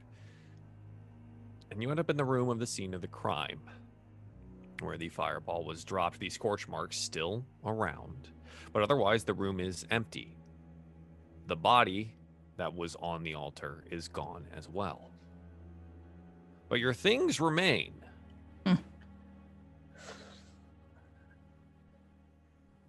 Okay. I would He's like gonna to walk. poke it with Yeah. the butt of my staff, please. Sure. The Yeah. mimic. Who's in the back of the line? I guess I would have been towards the back. Francis, roll me a perception check. Oh, no. Sure thing. Fireball time. It actually Yeah, wasn't can a you skeleton, imagine it was twice in a row? fireball. Round 2. 70. From that southern corridor, the one where you guys had not yet explored before heading into this room, there's a and the visage of that woman that you saw on the altar table moves forward at you. Slowly, but she does raise a desiccated, fleshy arm in your general direction. What do you want to do? Shake her I'll recoil back. Oh, Hugo, help! What is it? Oh, I remember her. What do you think? Kill it! All right. I Yeah, suppose. so I mean, she's gonna attempt to attack Francis, but if anyone wants to make an action here against her, She's the only one here. And it is clear that whatever was happening, she has now become a zombified form. Is she like right in front of herself. us? Oh, yeah. She's like I'll- right in that hallway where the fireball went off. She's there now. I'll grab her head and slam it into the wall as soon as she goes for Francis. Okay, yeah, sure. Roll me athletics. I want to see how much damage you end up doing. Where is my character sheet? So many windows. Okay. It is a 5. Not the best. Yeah, I think what happens is you grab it and you smash it into the wall, and then when it comes back, like half the face is caved in, but there's still a like Well, sound coming You'll go, from her. Francis. Just gonna push it away and keep backing up. You're like, no.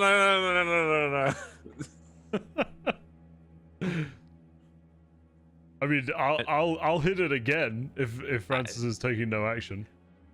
I mean, it's up to you. It's anyone in the party can, right? She's gonna, since you're the closest one to her, she's going to try and hit you here. Kick it.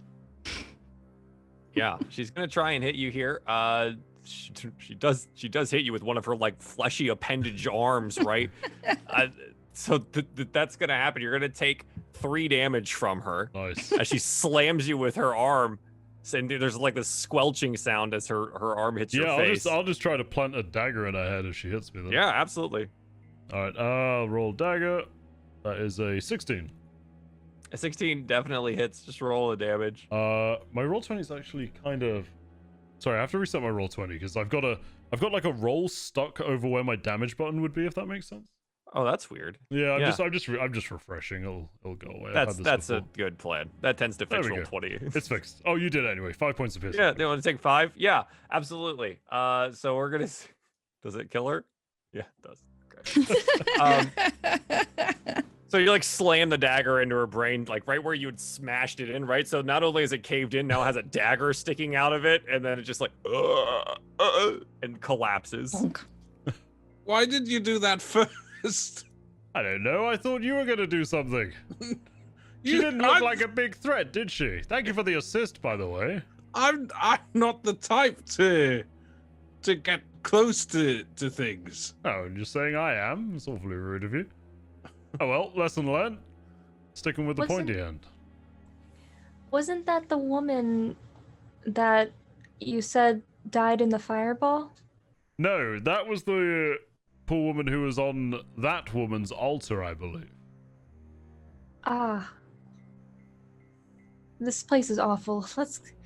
And V's gonna look down to see, and she's gonna like look if there's the blueprint still there in her pack. All of your things are there. It doesn't look like anyone No one took our went stuff. through all the stuff. It doesn't look like anything was touched. It just looked like whatever was happening there on that altar, that part got completed before everything went down. Oh, they're still here. Okay. Good. I will grab my essential things, but I have new armor now, so I'll just keep this stuff. Okay, sure. You just take it back up with you. It doesn't really Yeah, burden I'll you in take any it. way, and just Where it is. leave it at the Fitzwilliam place. You know, in case you lose another set of armor at some point in Yeah, time. it's spare. Good work. Grab everything. Well, Yeah. you Do you said- want to do anything else down here, or? Do we want to look and see if there are any other people down here before we go? I imagine there might be. Those skeletons we passed, just passively watching us. Well, Francis, didn't you say when I kind of glance around at the group, realizing that they don't really know. I'll say, when we used old Buckethead there for some heavy lifting, didn't you say that you were somewhat in control of it? Yes, there was a connection, I suppose, that I had to slightly maintain. So is somebody don't- controlling all of these? I don't know enough about necromancy. Who could say? Well then, do we press on further and try to find the cause of all this, or do we head back? I feel like we should head further in, explore some of the areas we haven't been to yet. Well, if there's still people, I still think we should take at least one sweep of the place Just cautiously. very cautiously. I will advise that if you do continue onwards, you will most likely miss the window for returning to the Fitzwilliam house in the upper side. I've suddenly decided I'm very hungry. I'm just letting you know that enough time will pass that you won't have the opportunity to return. That is a good point. We would be trapped out until the next morning, and if something went wrong again, we might not be so lucky. That's a good point. And well, I would like to do some more tinkering before maybe we continue. But I do want to help anyone here. I'm conflicted. Oh, I'm set on returning to this place too. I just feel as though right now might not be the best time. Hugo, you're a person who works with the law. Do you have any like locks or anything that you could use? Maybe because like you're Like, I don't know exactly what the laws around here are. Maybe you have to like close people's houses. Do you have any locks that you could like put on the doors here, especially the secret passage things, so that like nothing shambles out accidentally? I suppose so, although against those shamblers, I suppose just closing the thing would have been a start. Yes, I could try locking it a go, not with entirely legal means, but I'm sure I could reverse engineer something. I like the sound of that. I think for tonight, let's head back and perhaps we come another day. Very well.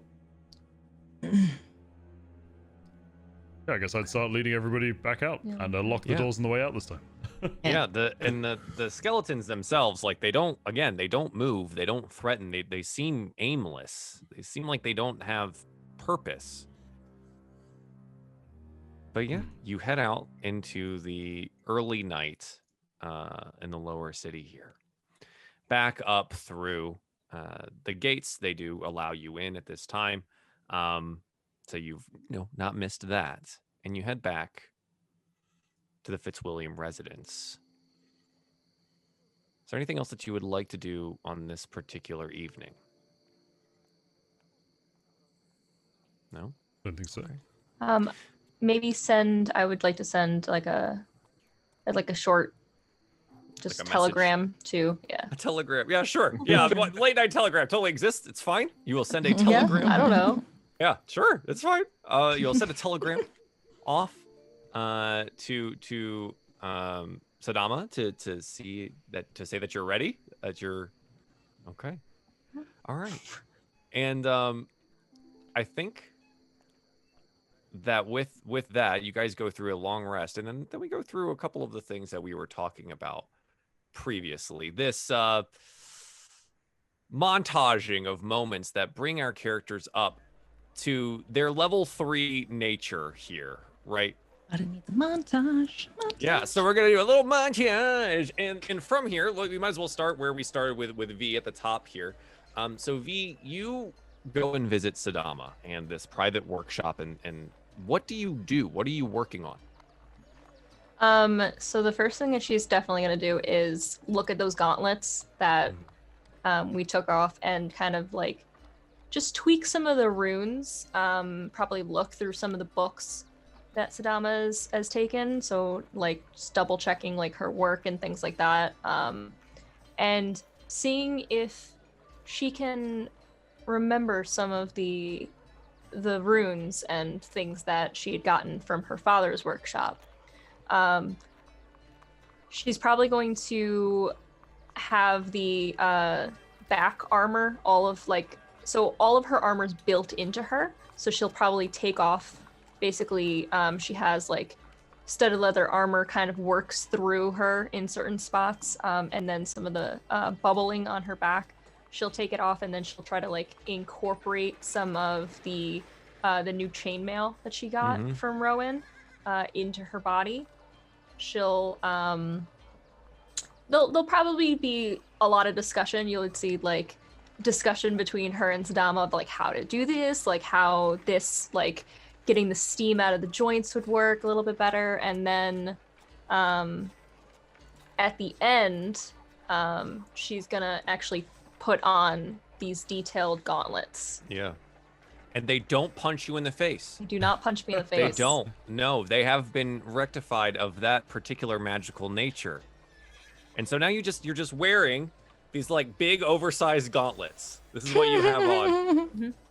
And this would take time, right? This would take a couple of days of work. You and Sadama being together here, pouring through books, etching in runes, working on the things. Like he would also try and help out by doing better work rather than the emergency repair that he did to your physical form as well. He would, actually form the copper piping that he needed to do and the extra, reservoir or something like that for, water, coolant and things like that, and help you make whatever you were looking to make. And so for our audience at home, there will be cool little reveals of cool stuff here. But for the next couple of days, V spends their time with Sadama in the House of Wonders, working on a particular project, and we'll see how that goes.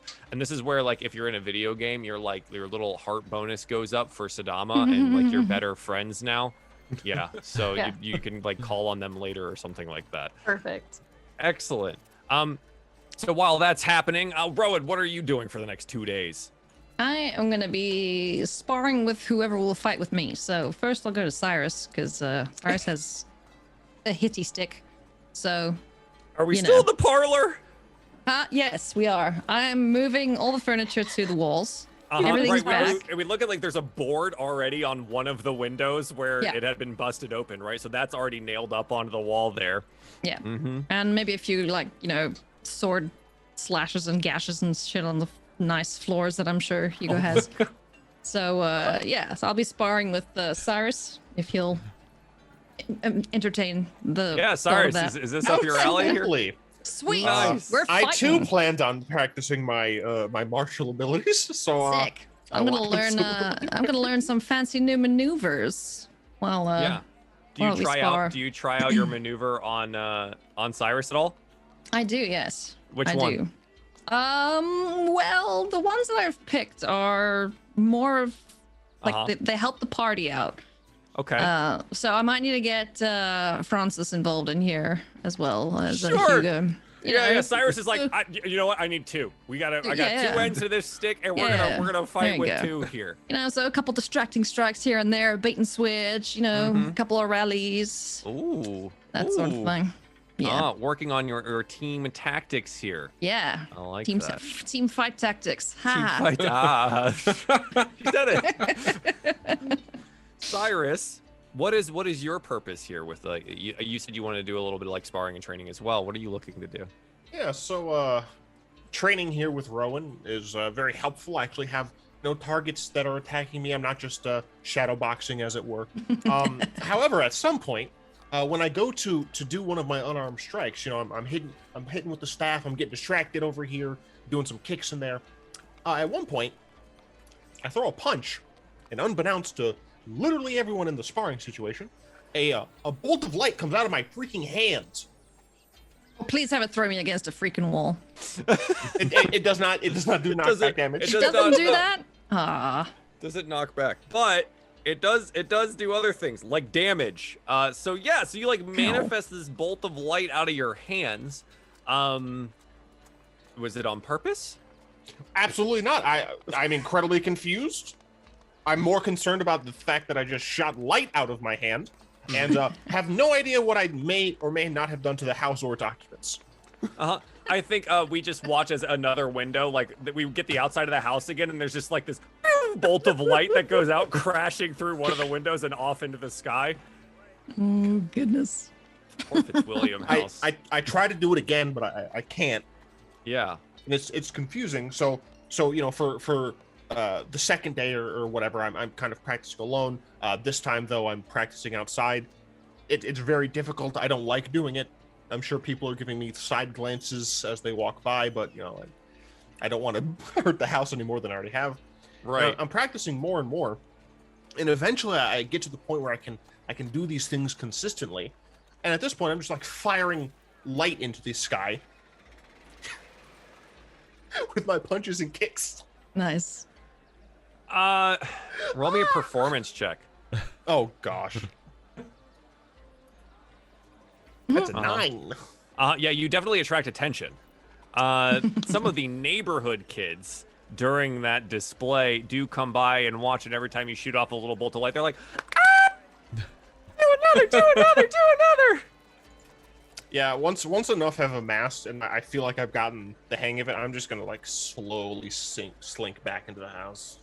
Like, there's like this little garden wall, right? Maybe to like kind of like slip underneath it so they don't see you anymore. I'm not used to this many people. Excellent. Francis, when you're not assisting in the sparring, what are you doing?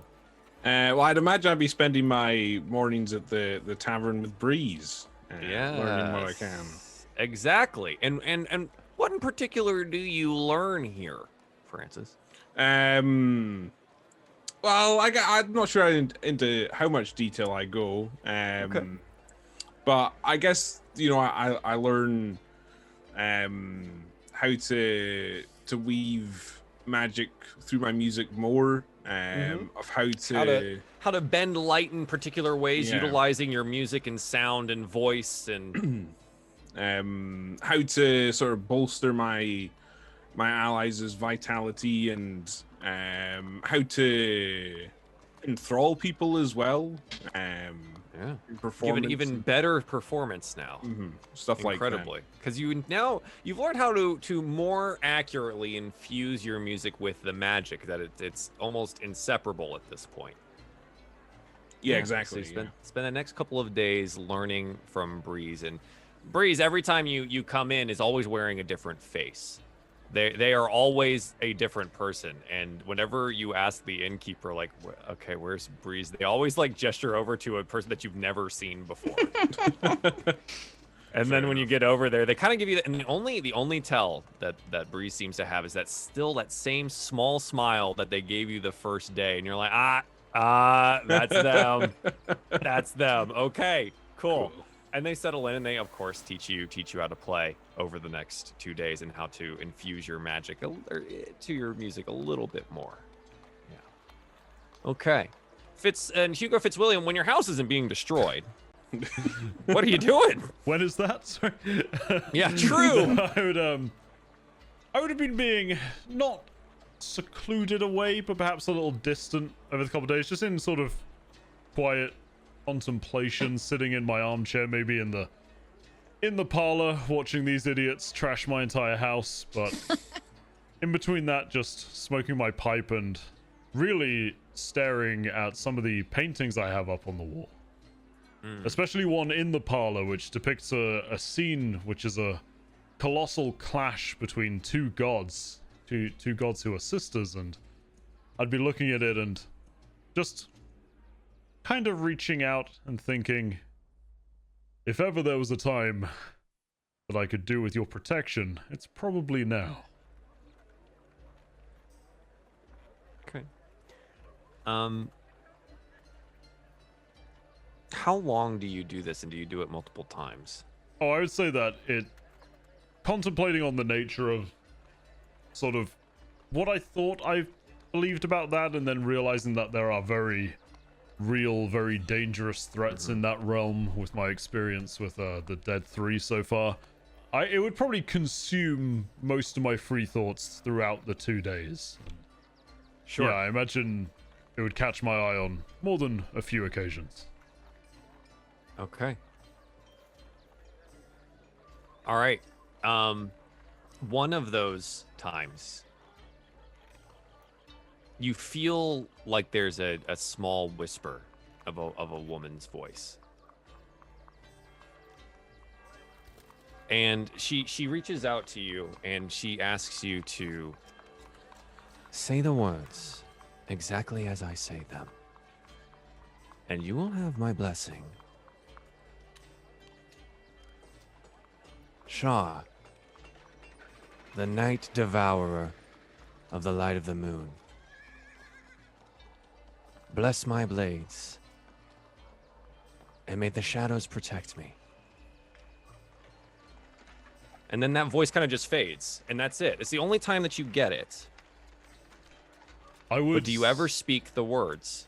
I would. I think if I was in the parlor when I heard this, I would kind of brush aside those sparring as I kind of approached the painting, repeating the words. This giant painting here, which Yeah. luckily has not eaten a sunbolt directly to it. Yeah. That would be ironic, but Yeah. yeah. No, I do repeat the words, looking up into one of the many paintings. Very interesting that we have a light worshiper and a darkness worshiper. A little awkward, Well, but I don't know about it yet. And whose house are you in? We'll see. Our camera, of course, as this happens, and you speak the words. While you're speaking them, you watch as like the shadows from the various different parts of the room seem pulled towards you, and they seem to like swirl around your feet. It's as if your shadow has become one with the others around. And once you finish that small cant, everything seems to return to normal. The heaviness of the room comes back to normal. The candle lights from, you know, your various sconces go back to being the way that they were. You feel a little different, but you're not sure. It felt like something happened.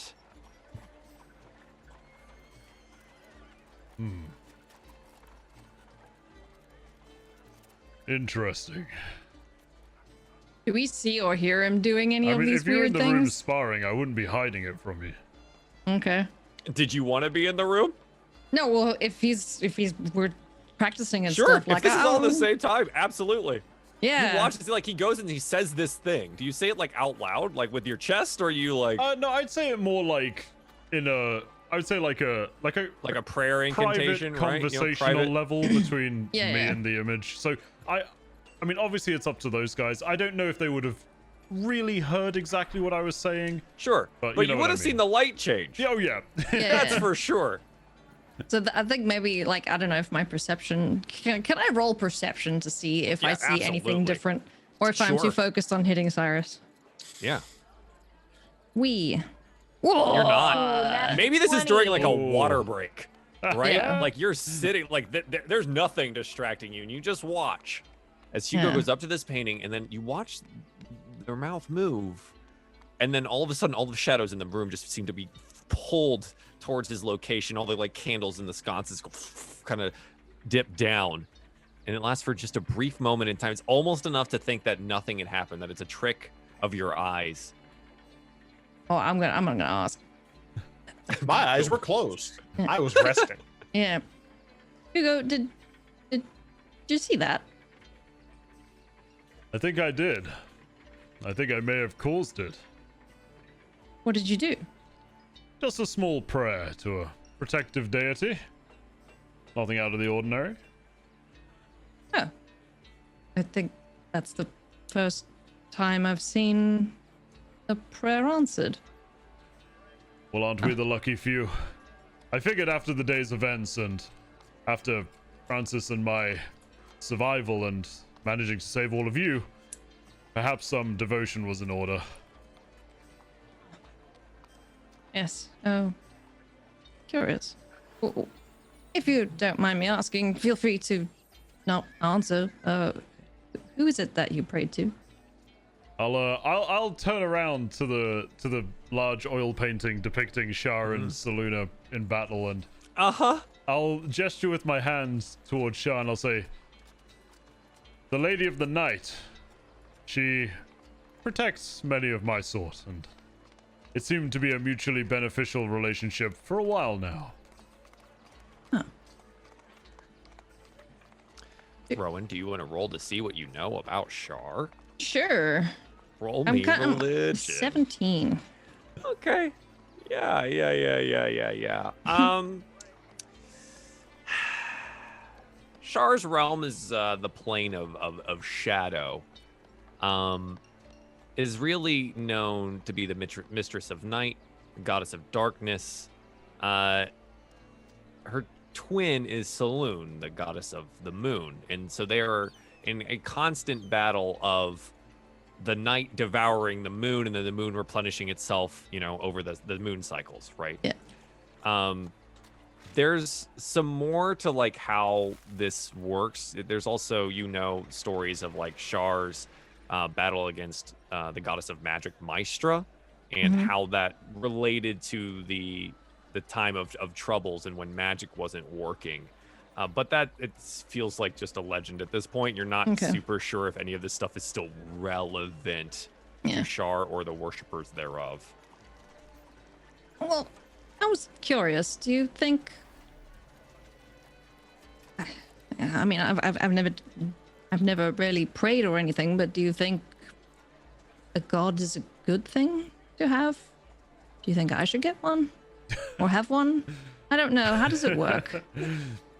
I love it. I would well at that I would actually I would laugh, and I would actually try to like meet eyes with Cyrus of all people and kind of laugh, just because I would reply to Rowan. I would say I think typically a god is something that finds its way into your life, although I do not see any reason you couldn't go searching for one to look over you, but perhaps there are already those who do. After all, you now know a little bit about my faith, and, well, Francis and I were there for you, so by extension, perhaps you've already benefited. I was about to say, you're just saying you're my gods. So you look after me. We could come to that sort of arrangement, I'm sure. I've always quite liked having a cult.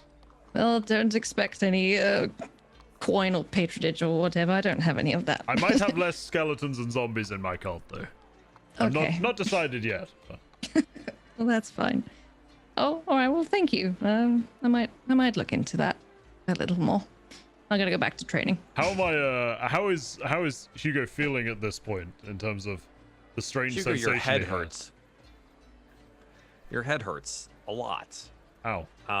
It feels like there's a pressure there that needs, much like V's internal steam pressure, needs releasing in some way. I'm gonna go stab someone. I would. Well, I guess I guess when you feel that like stress and tension, I would just kind of be like clenching my fists and kind of trying to work it out a little bit and get rid of this strange feeling. Yeah, we watch as there's like this ripple, right? Our camera would obviously go down to where you're clenching and unclenching your fist, and you're like, oh my god, my head hurts. And in the location of where you're clenching, there's this like rippling effect, as if it was too hot in that just one location there. There's a bending of the light. And Connor, go ahead, give a description of what this is. Sure. So when you see Hugo clenching his fists and looking a little bit troubled, you do see these ripples build up until eventually, from his right forearm over the back of his right hand, you see a blade extend about a foot outwards. That seems to be made of. The only thing I can describe of is made of anti-light. It's almost like a black void sliding out from his forearm. And time and everything seems to ripple a little bit around it, as if it's something that shouldn't quite exist. And just as quickly as it appeared, you can see him release his hand, and it kind of fizzles back into nothing, sort of dissipating along his arm again. And then you see him crack a slight smirk and raise both hands up. And upon clenching both fists, a blade extends out of each forearm. And then they're gone just as quickly. Oh, that's cool. Well, I wasn't expecting that much of a boon, but this certainly seems like it might be helpful. Wait, did I see that?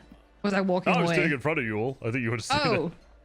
Oh. Okay, I'm just gonna be like gobsmacked, just like staring like, what? Wow. Can I Cyrus? ask for a perception check from Hugo and Rowan? Sure. Sure.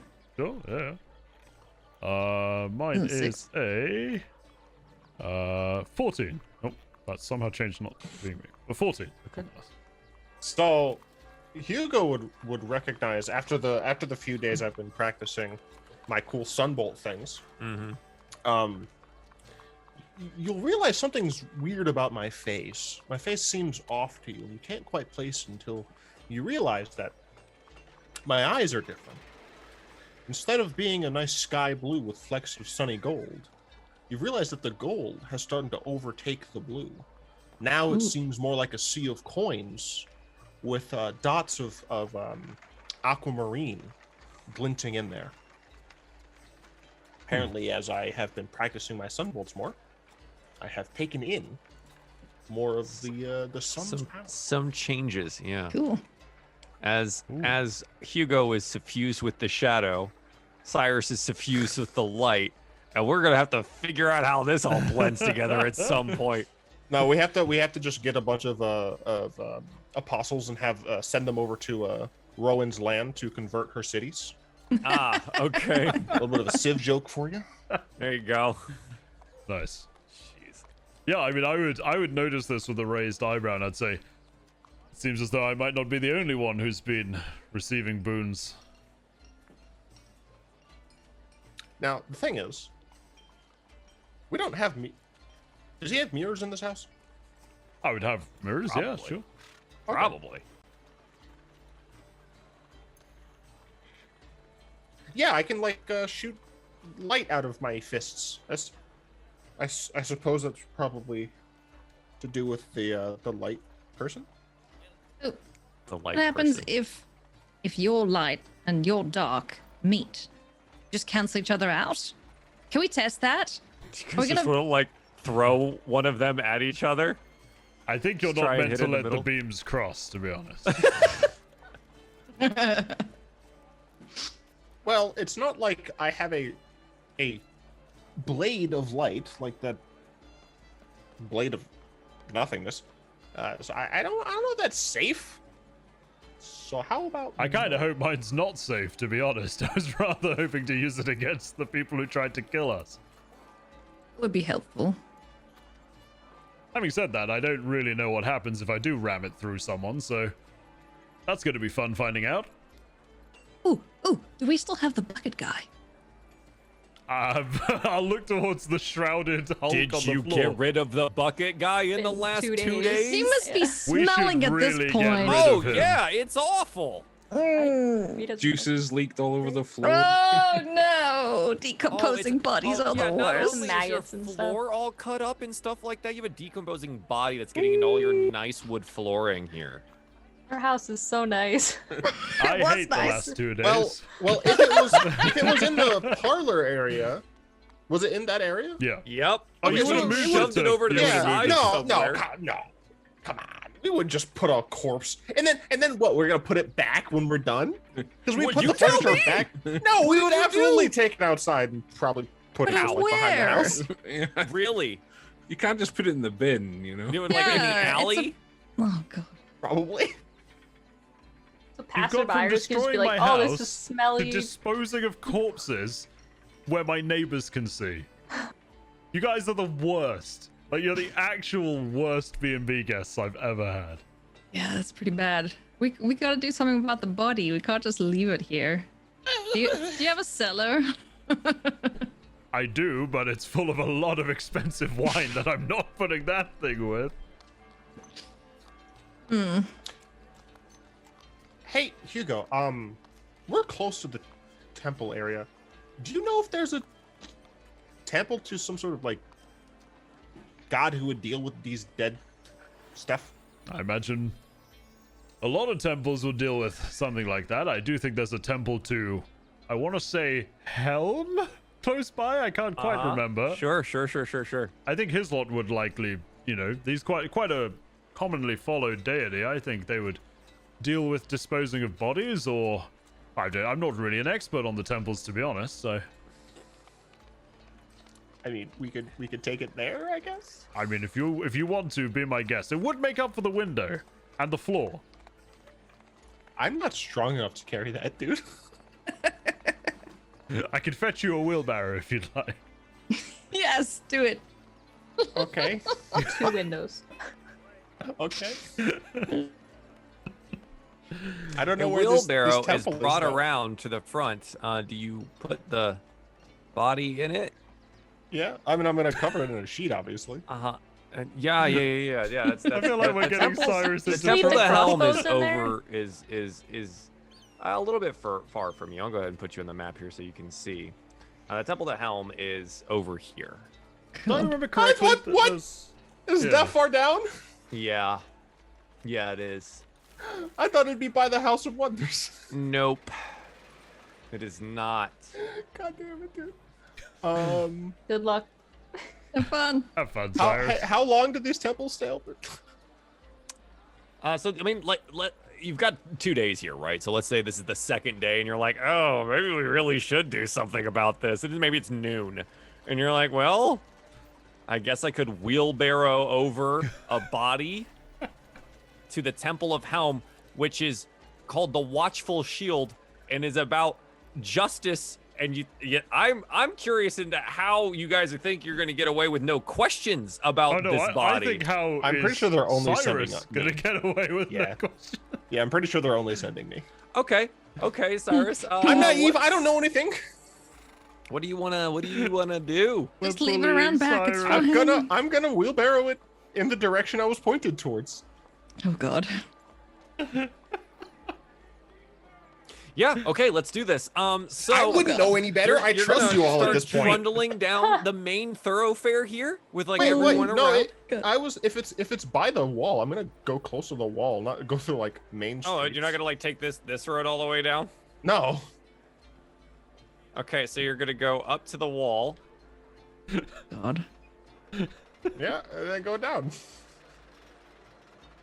That's the plan. Oh, my Christmas 10? Oh, great. Just as he's left, I'm just gonna go. I can't believe he's actually doing that. I don't know better. The Me and body France- doesn't really fit very well in the wheelbarrow. It is covered. It smells awful. There is likely a trail of Oh, God. decomposing juice being left behind as you push the wheelbarrow down each of these various roads. Most people just kind of like get out of your way because you're also a very curious looking character in general, right? Lots of tattoos, really vibrantly colored eyes, your like white hair. Like this is you stand out in a crowd up here of mostly just generic human folk. Most people get out of the way. What our camera would see is that you're just trundling along, right, with this body here, and some people like run away after you Uh-oh. pass. Maybe they're off to go get the guard, maybe they're off to do something else, but when you make your way up to about this point here, a squad of the Baldur's Gate guard approaches you, led by a grizzled man, probably in his early or mid 40s, and his 5 other squad mates here. Okay, now you're gonna have to hold up here. We have had 17 different reports of someone pushing a dead body down the street in the upper city. What in the hells do you think you're doing? And who is this? You know Legitimately. now they've like surrounded you at this point. Oh, God. How do they know it was a body? No, it's a bad like weird zombie man. my god. Bad, weird zombie man? Yeah. My head's a little fuzzy about it. I'm part of the Red Fists. But Take I'm the saying- sheet off of it. I'm pretty sure it's really ugly. I'll do. Yeah, as he you says. remove the sheet and like the face is bloated through the like eye slits of the bucket helm that it's currently wearing, and it's definitely all misshapen and deformed, and it's starting to rot in different places. Oh god! Oh, put the sheet back on. Put the sheet back on. It smells fucking awful. I told you. Did you kill this man? It was dead when we found it. We? Uh-oh. Some of the other Red Fist people. Yeah. Red Fist. The burning hands. They told us. They sent some of the people. They sent some people to investigate like the murders in the lower city, and we found some zombies. And this one. Are you wearing your flaming fist badge that Zaj gave you? If I was given a badge, it would be on my person. If I specifically was given a badge. Mm-hmm. If I wasn't specifically given a badge, then no. He would have handed it out to those of you that didn't have one. Okay. Just because then it yes, I would depicts be that wearing you it. have like carte blanche to just do shit. Okay. Yeah. Then I would have it on. And so he notices it like for the first time after you're talking about the red fist, the flaming hands, the whatever. It's like, you mean the flaming fist? You're wearing a badge. Look, I mean, I'm still kind of new. I'm just sent to take this to a temple that'll. They told me that they would get rid of the body there. Who gets rid of the body? Temple of Hell? Look, that's what I was told. Okay, I am not from here. I'm not from the city. Clearly. How did you get that badge? I was given. It was given to me by a commander. Who? What was his name? And for just intelligence is the score for memory, right? I generally make history checks with that, yes. Cool. What? Zaj, that's right. Yeah. Zaj gave me the badge. Zaj. Okay. Zaj. I'm pretty sure that's his name. Yeah. They're about overrun down there, huh?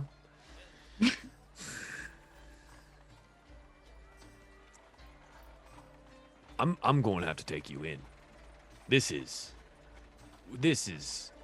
you're trundling around with a rotting body that you say you didn't kill. There's a we involved. We're going to need to ask you some more questions and doing it out here in public. And you know, like, there's a crowd that has kind of surrounded, like, another step outwards from where the guards have surrounded you here.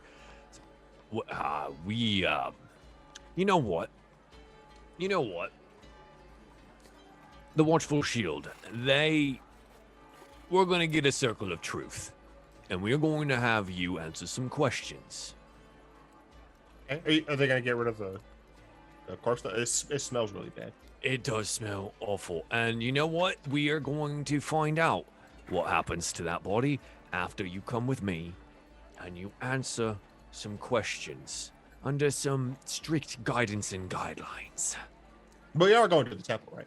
We are going to the temple, yes. Awesome, sweet. Yeah, let's go. I'm not very strong. Do you think one of your guys can get this the rest of the way? I'm more of like a... You know what? Yeah, and come here real quick. Just put your hands behind your back. Mm-hmm. But what about my staff? One of my lads will carry that for you. It's very precious to me. I made this out of my birth tree. Yeah, that's good. You're gonna want to put your hands behind your back. Will do. He's gonna cuff you. Okay. He's gonna put like manacles on you that he was carrying on his belt, and he gestures to one of the other guys. Grab the barrow. We're going. Oh God. And they're going to trundle you off the last couple 100 feet to the Watchful Shield, the Temple of Helm. Wait, why I'm here on fist business. You're outside of your jurisdiction. Look, the fist people were the ones who told me to come to this place. All right, I That's just fine. do what I'm told. The chapel is small here. It has wings that extend from either side of its front doorway and a silver eye of Helm inscribed above it. There is some clerics here of the Watchful Shield, and a respectful knock from this commanding officer on the inside. Watch business. Any of the clergy in? And a kind of a bald man walks out, white robing. He's got it tied with a golden rum. Yes, how may I assist you? You've got the capability for one of them circles of truth. I'm gonna do that right now. I've got a detainee here with a, and he like undoes the sheet that's over the body and shows the priest there, and we need some questions answered. He throws the sheet back and goes, "Oh, gods, fine, yes. Bring him in then." Then he's gonna like shut the door behind, and the body's gonna be trundled into this kind of smallish shrine to Helm. And he's gonna pull you inside, and the sounds of the city are gonna fade away behind. And they're going to have you sit in a chair and face them as this captain and the clergyman casts Zone of Truth here. Zone of Truth. I'm going to need you to make me a wisdom saving throw, please. 6. Okay. Oh. You know, what's your charisma bonus? Because it is technically a charisma save. So you rolled a 3 plus. My charisma is 0. Okay. So I rolled a 3, I guess. Okay, a 3. You cannot speak a deliberate lie while within this zone of truth. Okay. And there you go. So you just must remain in the boundaries of the truth. Okay. And the captain is gonna sit across from you here. He goes, "Who is that man?" It's a zombie. I have no idea. Was he always a zombie? As long as I knew it, yeah.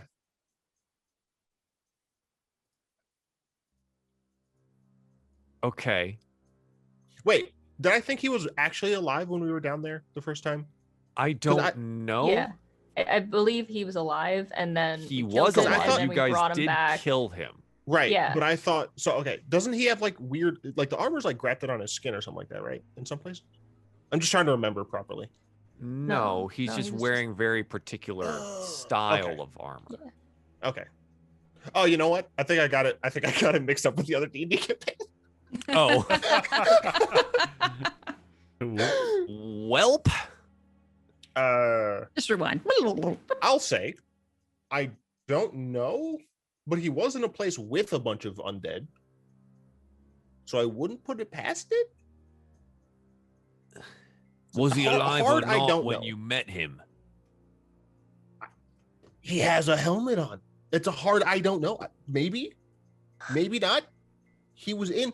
My hands are getting a little uncomfortable. Can you like take these things off me? Like, No. I'm gonna tell you the truth. Did I'm you sitting in the kill thing. him? Did I kill him? I'm pretty sure I didn't. Not very effective. Who killed him? One of the other members of the Flaming Fists. Where was he killed? In a crypt temple to the three bad gods. The what? Yes, like we were told to investigate some weird like cult activity. That's why they're undead stuff, dude. I'm not from here. I just did what I'm told. Just duded this guy in Baldur's Gate.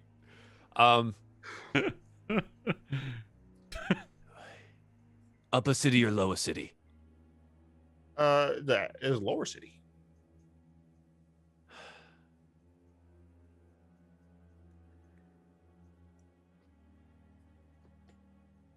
Do you work for this Zodge? I guess technically I came to the city and I got drafted into the Flaming Fists. And you have the badge. You came by that honestly. It was given to you by another member of the Flaming Fist. Yeah, we helped captain. like. I would assume I don't know everyone here, but like we helped him break up a fist fight. Didn't introduce himself to you at any point? I think his name was Zadge. My memory's not very good. I don't hang out with a lot of people, dude. I come from a village. I come from like a small farmstead with my family. Every job that comes your way. I'm legit gonna be like kind of monologuing about like how I was raised and stuff. Like we worked on a small farm and like my family just did a bunch of like hard work to just feed themselves. And I was like, I decided to come to the city to like be more than. It's just I'm just like I don't know what to tell you, dude. Like my arms are starting to hurt. And I took the orders. And then they said, "Oh, take it to the Temple of Helm. They'll get rid of it." And so I did. But I was like, "Well, I don't want to offend the lovely people of the upper city." So I was like, "I'll put a sheet on it." And no, how did this get past the gate guards from the lower city? I have no idea. Which is true because I was in the You were asleep. But I didn't say I'm unconscious. I just said I don't know. He looks over at the cleric. Is this shit working? Yes, he is totally under the spell's control here. I have done what I can. I don't have the capacity to read his mind. I'm gonna look over to the priest and in Celestial, I'm gonna say, "Dude, my hands hurt, please." He looks at he knows the god's tongue too. That's It's a good thing I use Celestial and not Infernal. Because I know both. fine. All right. Confirm for me once again. He died in the lower city.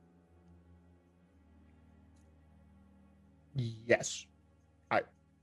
As long as my memory is serving me properly, yes, that is the case. What is your name? I'm Cyrus. Last name? Or do you not have a surname of any kind?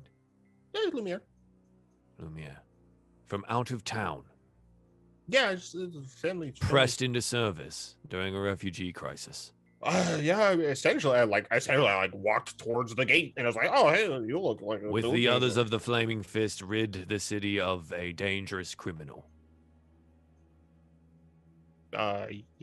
Yes. All right, and the spell torch the body. You as he goes behind you and undoes the manacles. I never want to see you ever again. Why? Not up here. You go back down to your lower city and you take care of the trash there like your badge says you can, but this is my jurisdiction. This is the city watch's turf. Don't be dragging around bodies in the upper city. It makes all of us look bad. Like we aren't doing our jobs when in fact it's you just carting around bodies up here. And if I had any real right to say, I would think that this Captain Zarge was just trying to make us look bad. But how would it be making you look bad if I And have dragging the badge around on? a dead body in the middle of the city here when we're just letting you do it. Somehow, Look, I don't know getting the it up here- politics here, so I'll just like not. Just get out. Bye bye.